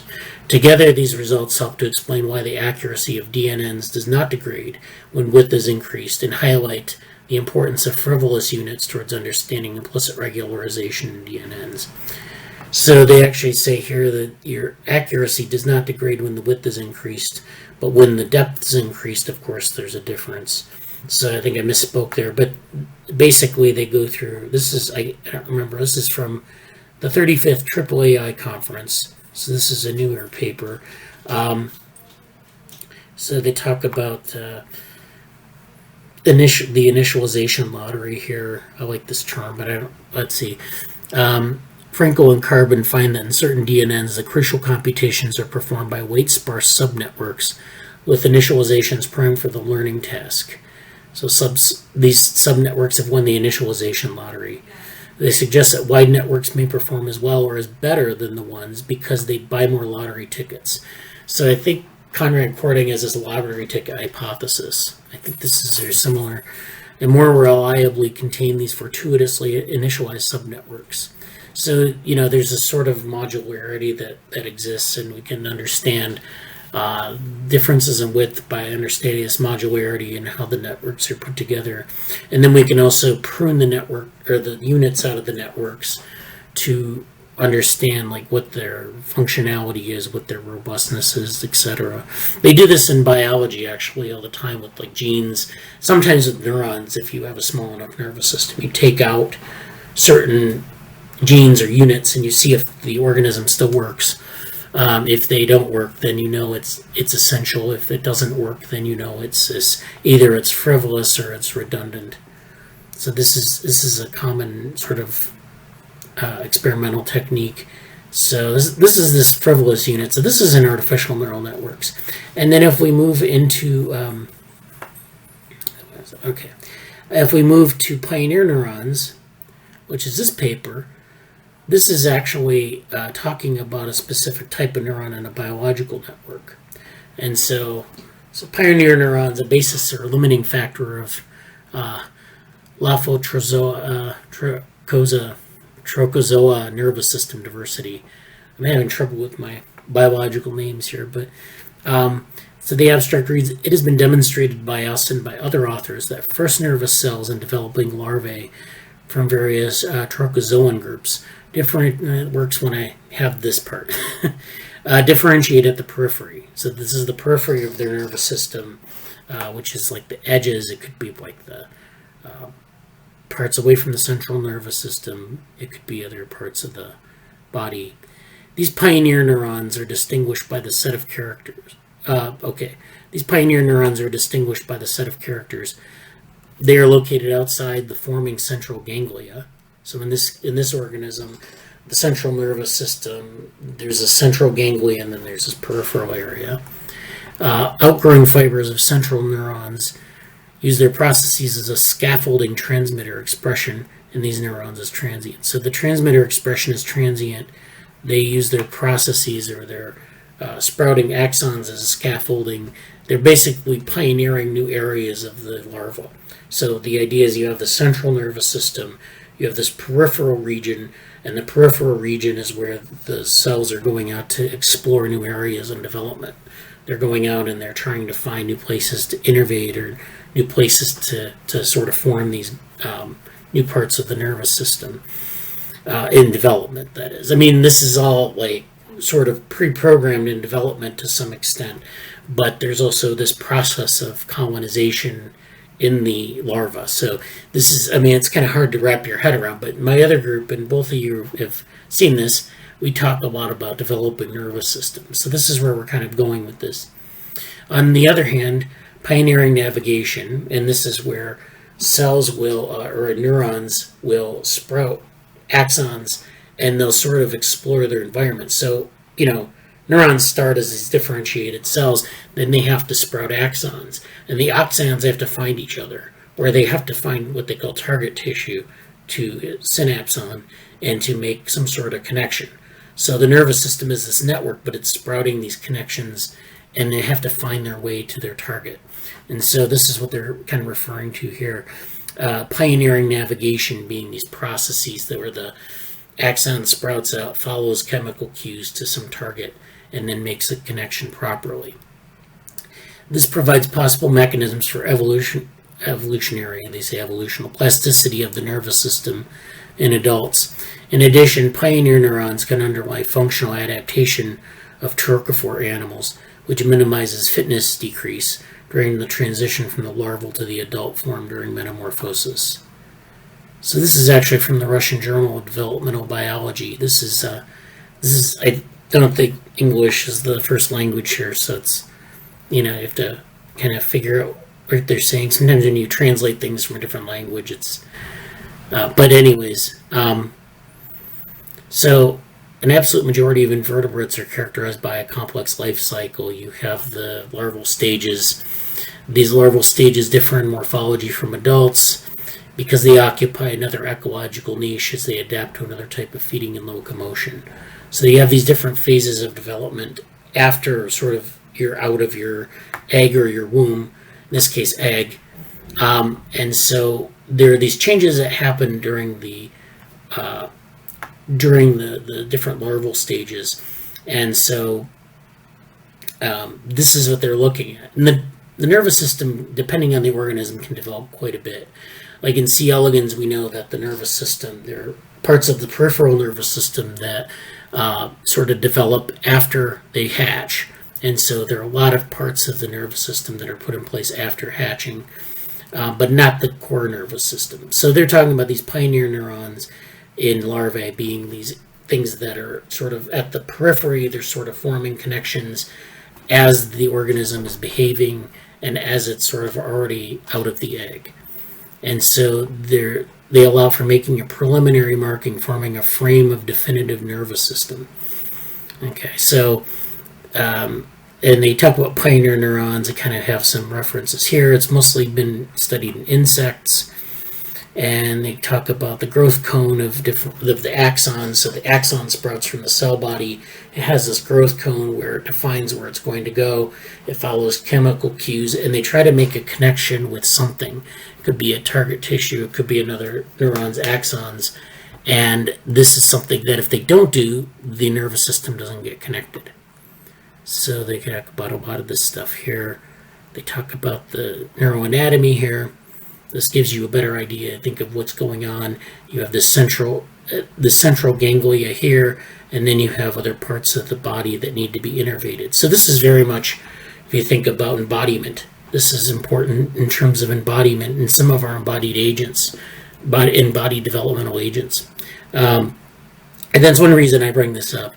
The other reason I bring this up is to contrast what's going on in the development of, say, like a biological nervous system with the development of one of these, with a deep neural network, or at least where you're considering the growth and sizing of a deep neural network, and how these, some of these units, which are sort of put in place initially, are, superfluous, or how you might develop a deep neural network from scratch, so how you might develop one through a developmental process. Which units are necessary, which units are not necessary, which units serve sort of supporting roles. So that's all I have for today. I think I'm going to stop there. I think I lost Krishna. He had to go. Thank you for attending. And thank you for attending, Angela. She had to leave earlier. So anything you want to add before we go, Jesse? No, it was great to see everybody today. It's really good to see Krishna again. I look forward to working with everybody. Angela. Shout out to Anusha, who is helped and is making progress with her own stuff. Erin is fighting a good fight and making progress in her own way too. But I talked to her a lot this week, and I think there'll be. I'm really excited to recover and then plan some things out, because I think we have a really interesting group of people here that are like currently active and then potentially active, and then even adding some new people. Like, I'm not saying we got to be a big giant 40-person lab or anything like that, but just like, I think there's a really lot of cool stuff happening here, and I really want to do due diligence about making space for people to do stuff and giving some opportunities for things that aren't like my main two projects, but at the same time, a lot of cool stuff to be happening, and I'm looking forward to that. Also, thank you for the VR stuff, and all the papers are good, but like, that's a whole like other thing to be discussing. Like that, we'll have to incorporate that into things somehow. And I don't know, like for like a pure like admin related discussion, if you want to say, we could talk about that in Slack, obviously, but like if there's any particular thing you had in mind or time for that you would work for you, just to put it on the radar, not even like a hard thing. It could be like not even this week, but just anything that you have in mind about that.